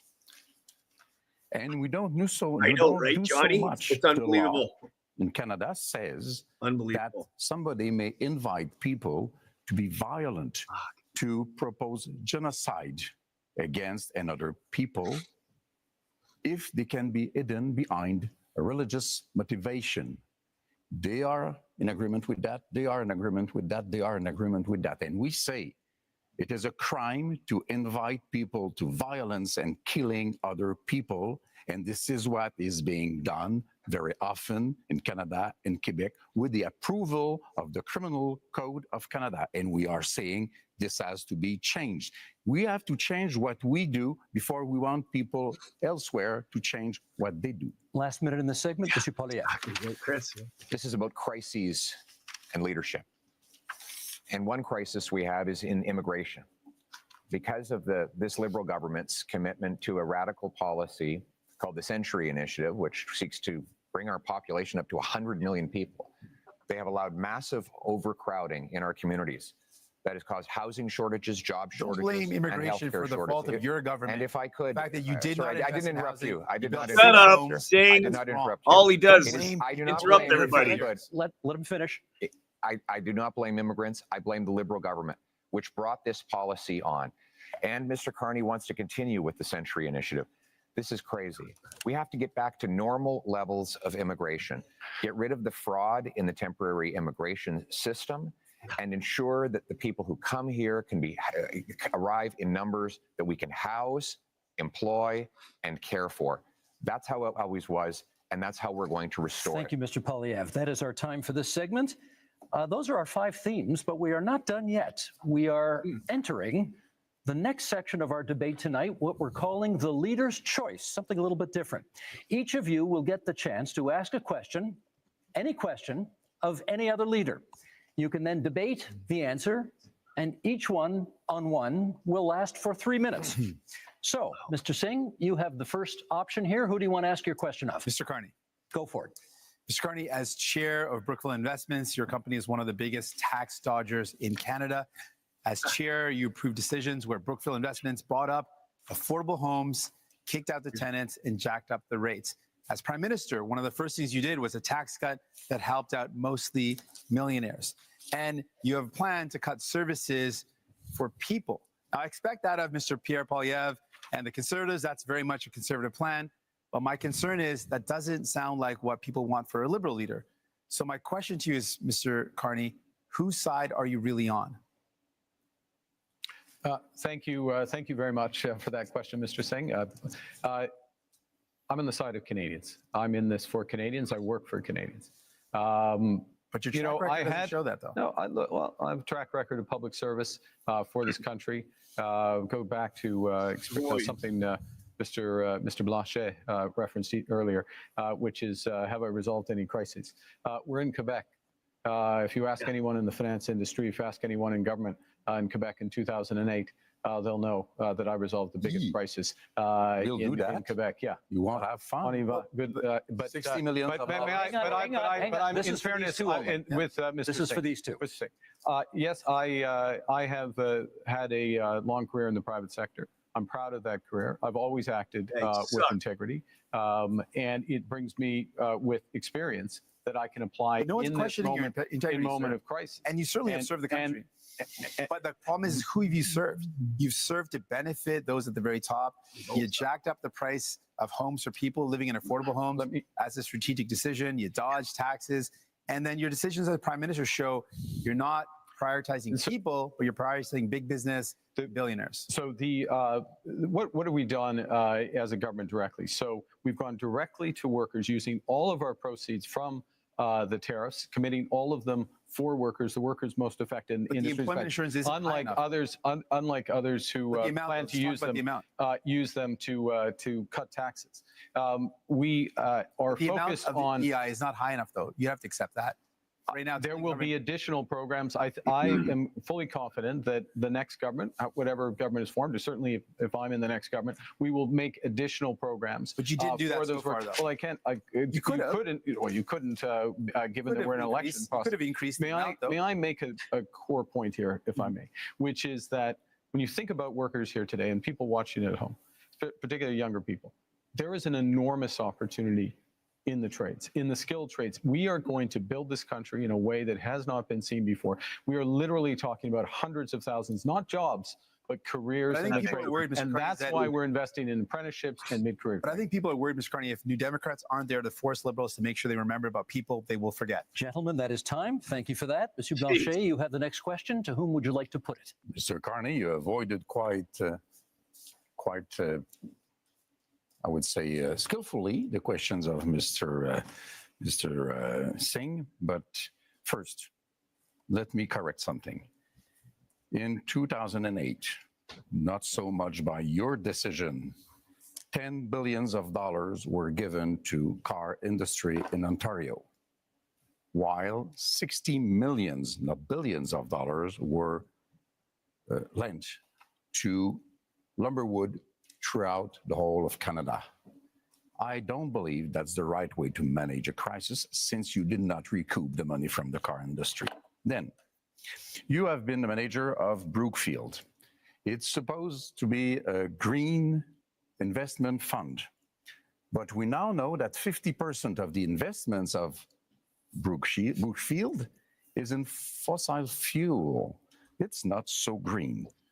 You seem to want to support oil and gas industry. That's interesting.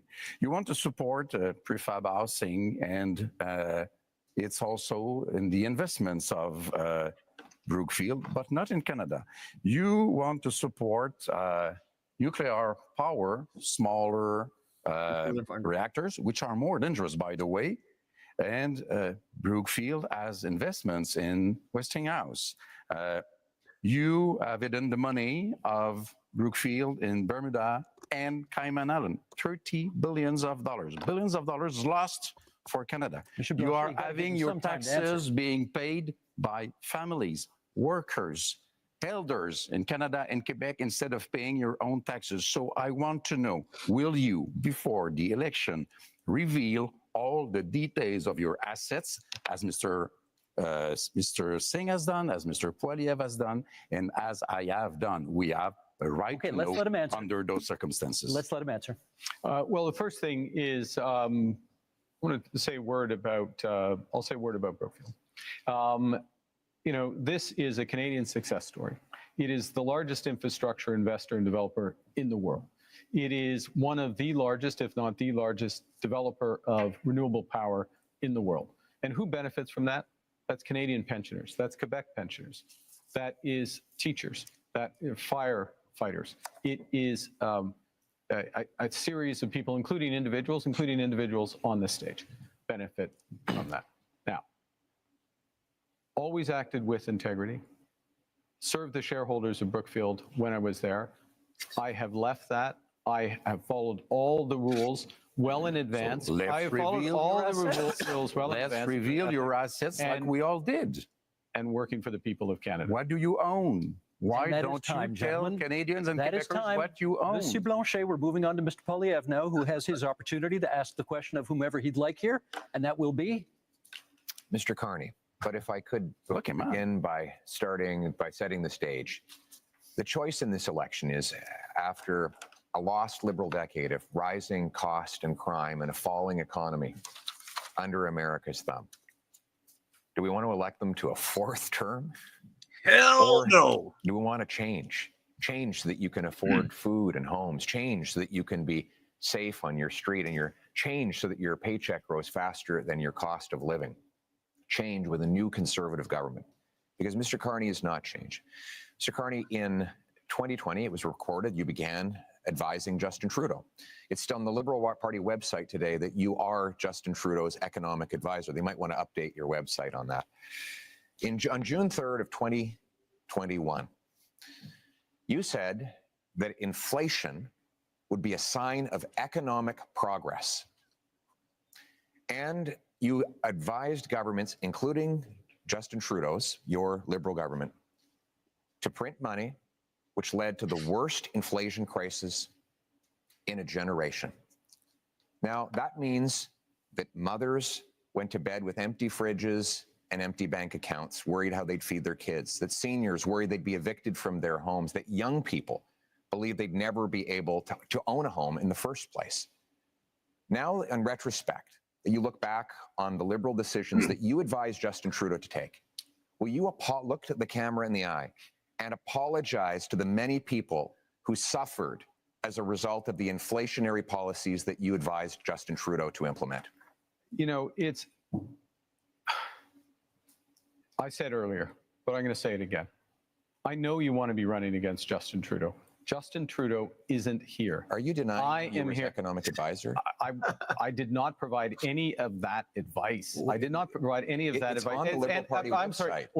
Are you accusing your Liberal Party of lying about your role? Because it says today you can go to the Liberal Party website now, and it says that you were Justin Trudeau's economic advisor. The way you judge someone, in my view, is how they act, what they do when they have responsibility. Twice I was a central bank governor. And in both cases, if I may, in both cases when I was responsible for inflation, inflation was less than 2%. I'll add that when I was here responsible for the Bank of Canada, inflation was less than 2%.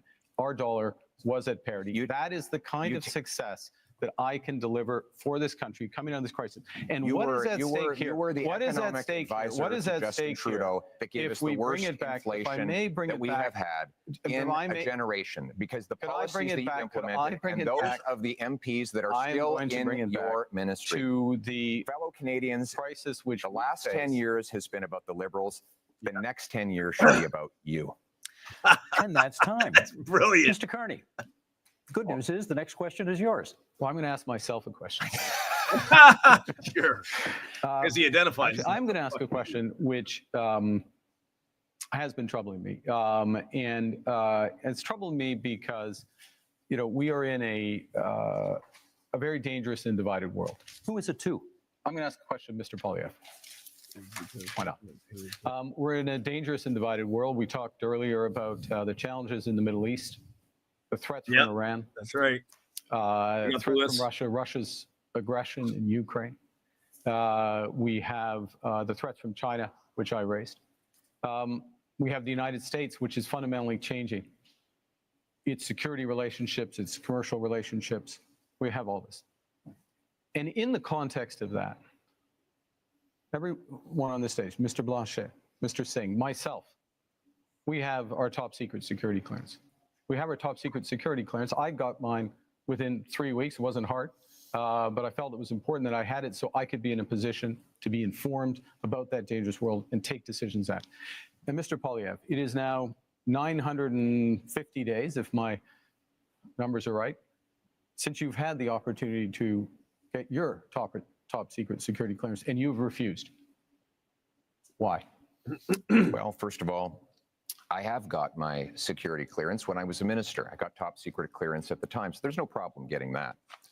But when the government made this recent offer, they said that if I got the secret security clearance briefings, that I would be gagged under the security law, and I could be prosecuted if I spoke freely about matters of foreign interference. Now, given that Canada has experienced Chinese interference by Beijing, the government of China, in 2 consecutive elections, I needed to do my job to speak freely without fear of prosecution.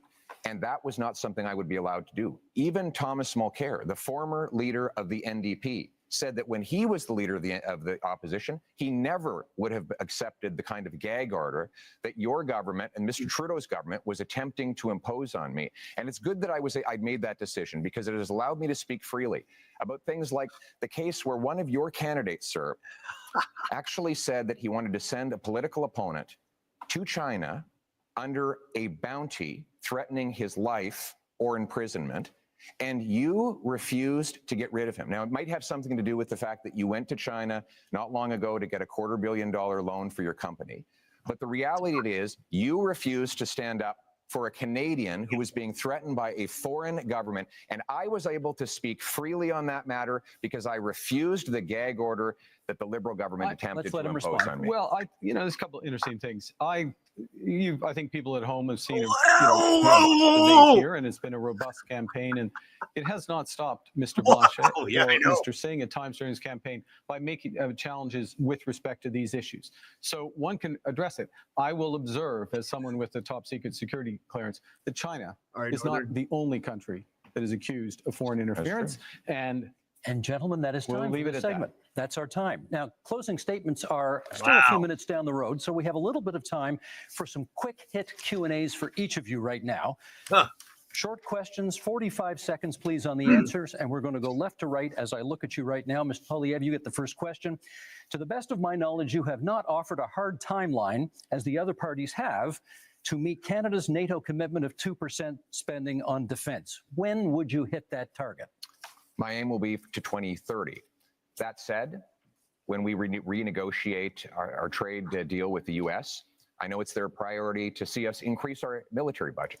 One of the things I will say to the Americans is the more free trade, tariff-free free trade we have, the faster we can rebuild our military in Canada and reassert our sovereignty. And we will use that money to have heavy icebreakers in the north, Poseidon aircraft, fighter jets, a new base in the north, double the Arctic Rangers, fill the vacancies in the armed forces, and rebuild the warrior spirit that characterized our military since the birth of our country. We will rebuild our forces, and we will stand behind our veterans. Thank you, Mr. Poilievre. Mr. Carney, your question. You have cut both the consumer carbon tax and the capital gains tax increase that you inherited from your predecessor.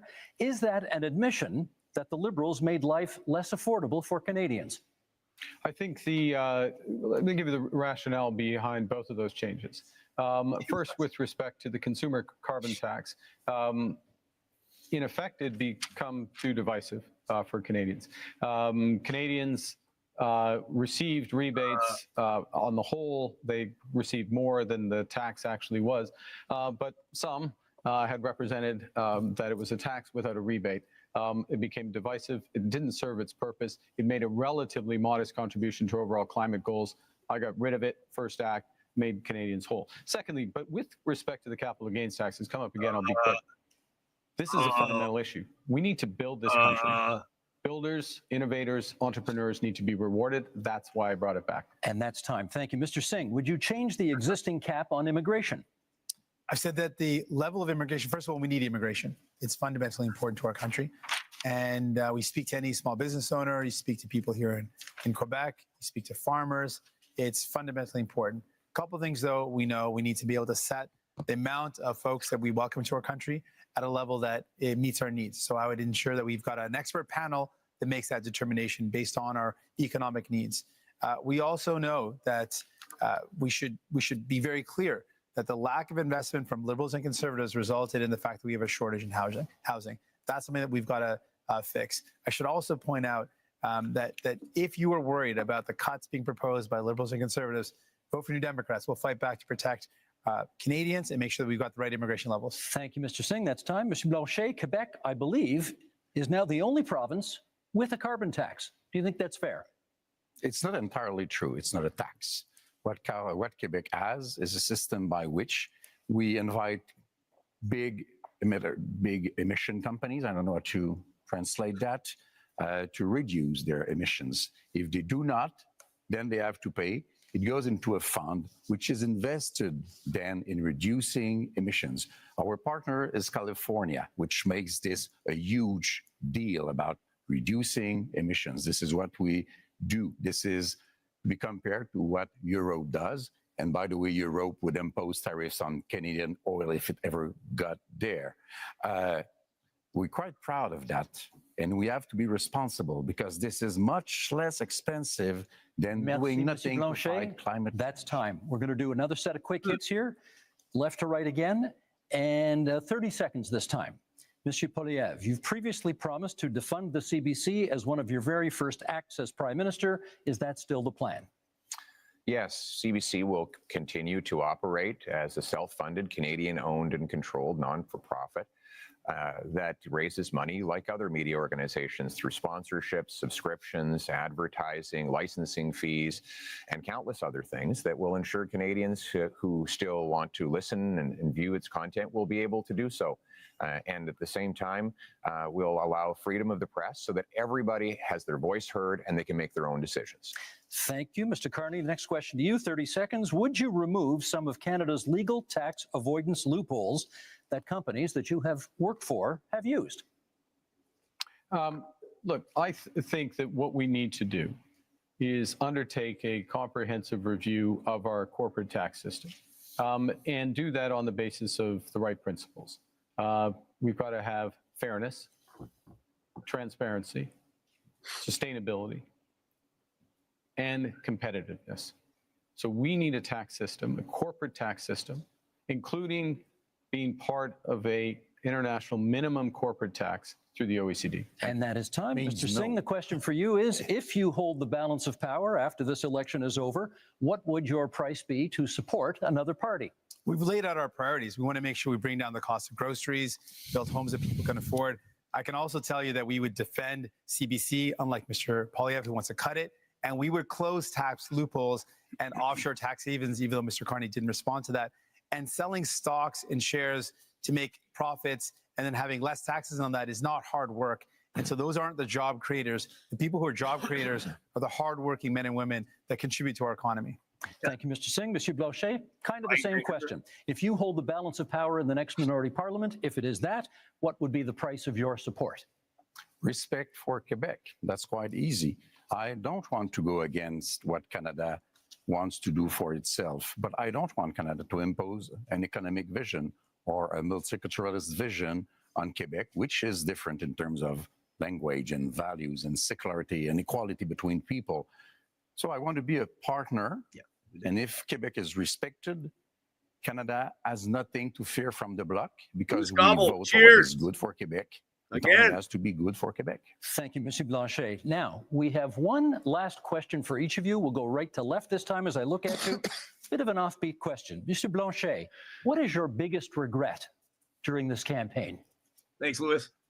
That's a very good question. I'm not very fond of regrets, I would say. But that's right. We should have started sooner to see that we had to create the environment for a deal in which Quebec and Canada would be, one bigger than the other, but partners to be stronger in front of Mr. Trump and showing that maybe nobody here is the partner to let go alone without being surveyed or controlled or supervised by a Quebec voice. Thank you, Mr. Blanchet. Same question, Mr. Singh. Your biggest regret of this campaign? Not being able to meet as many people as I would love to have. It's a short campaign, and so I can't get to as many communities that I wanted to. I think one of the honors of my job is to be able to meet people and to hear their stories, and then to take their stories and concerns and bring them to Ottawa and to fight for those people. And so I want you to know, even if I haven't made it to your community, I'm going to fight like hell to make sure that you're represented, that we never let any government cut our healthcare, that we defend the values that we care so deeply about. We make my life more affordable. That's my commitment to you. Even if I didn't get to see you, that's my commitment. Thank you, Mr. Singh. Mr. Carney, same question. Biggest regret of the campaign? I'm to be honest, it's the same answer.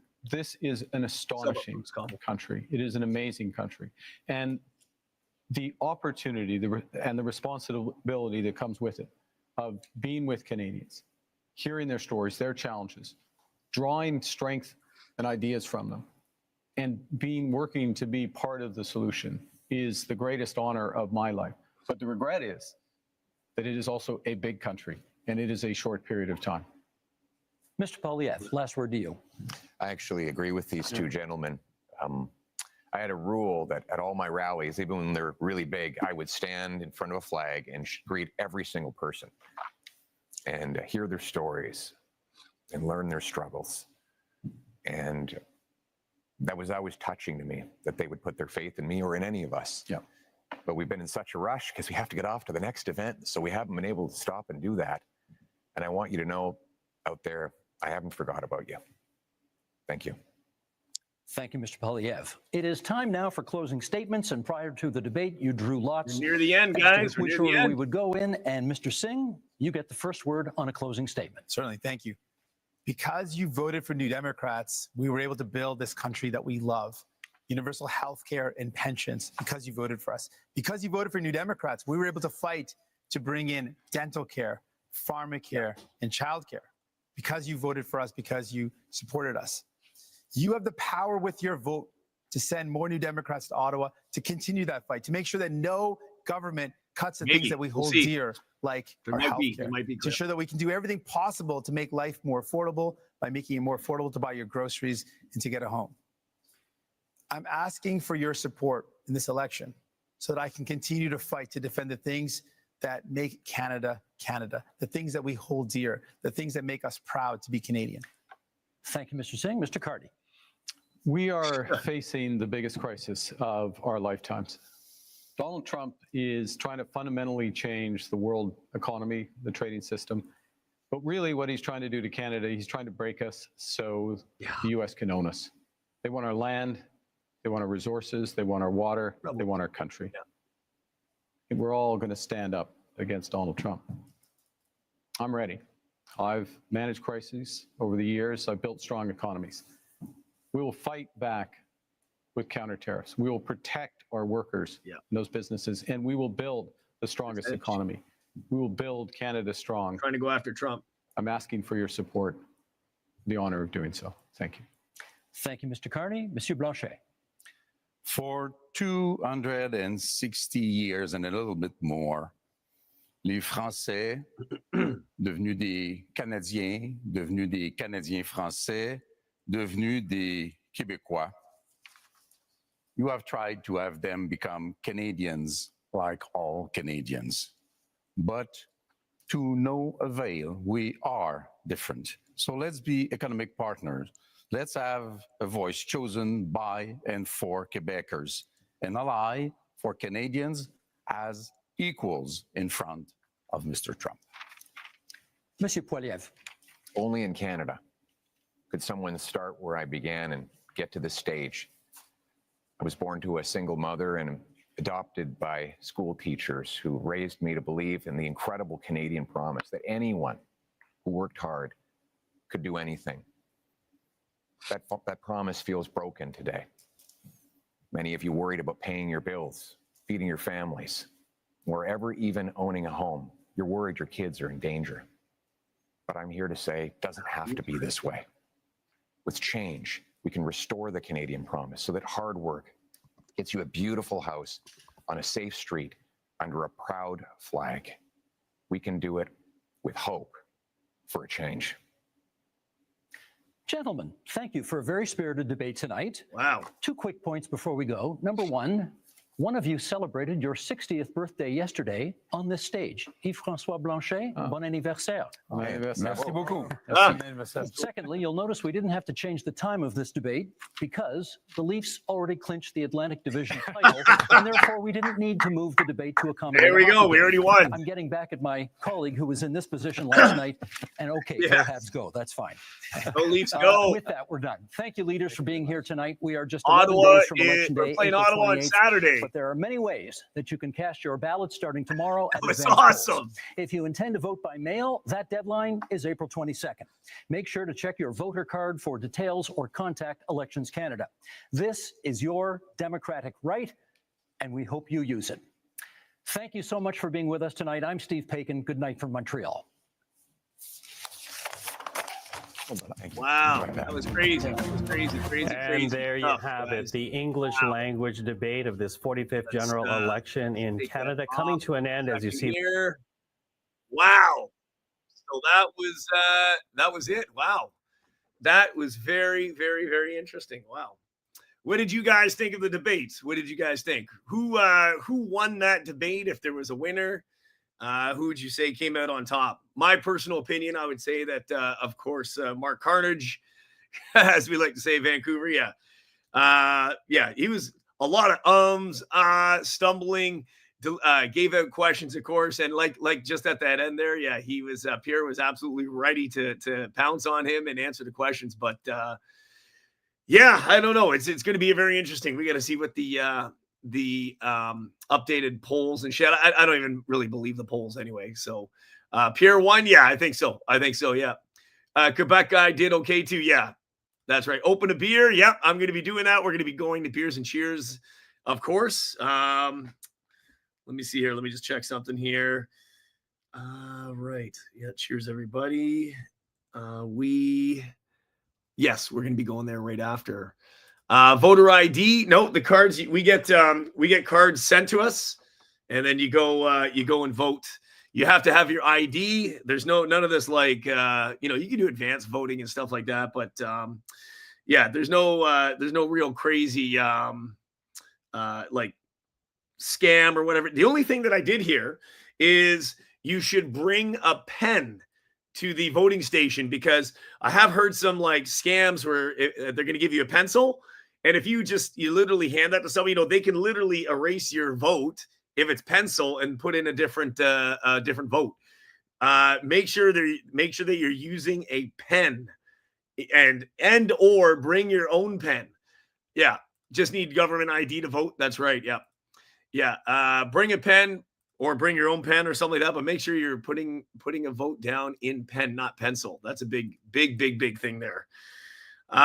Yeah, so I guess that's it. I know they're going to take some questions from the news. That's going to be coming up, like Rebel News and stuff like that. But rather than hang on to that, I'll do some clips and talk about that another day. Of course, they did that yesterday with the French debate. That was quite awesome. I saw that, like especially with the Rebel News, and of course, Jagmeet Singh won't answer any questions from Rebel News. Period. Absolutely won't. Like, he looked like an idiot when they were answering, trying to ask questions, and he was just standing there. He goes, "Oh, you already know my take on this. I'm not going to answer the question," and he didn't answer the questions. The only person, of course, that really gave good answers was Pierre, and I think they cornered Carney in a couple questions, but that was quite interesting. Quite interesting, yes. All right, so let's get Beers and Cheers link in the chat. We're gonna have a quick. We'll have a quick 20-minute break. I'll get all set up for Beers and Cheers. Grab your drinks and join the chat. We'll have a little post talk, and of course, it does get a little exciting, a little crazy on Beers and Cheers. So viewer discretion is advised for Beers and Cheers. That's one thing I will say. Other than that, yeah, we'll be live on Beers and Cheers. That's upcoming next in about I'd say about 20-25 minutes, guys. So stick around, take a break, grab something to eat, grab a drink, and head on over to Beers and Cheers. That's going to be right up next. Stay tuned. This stream should roll into Beers and Cheers. All right, guys, thanks so much. We will see you on Beers and Cheers tonight, and we'll have a little chit chat. Thanks, Oliver. That's the link.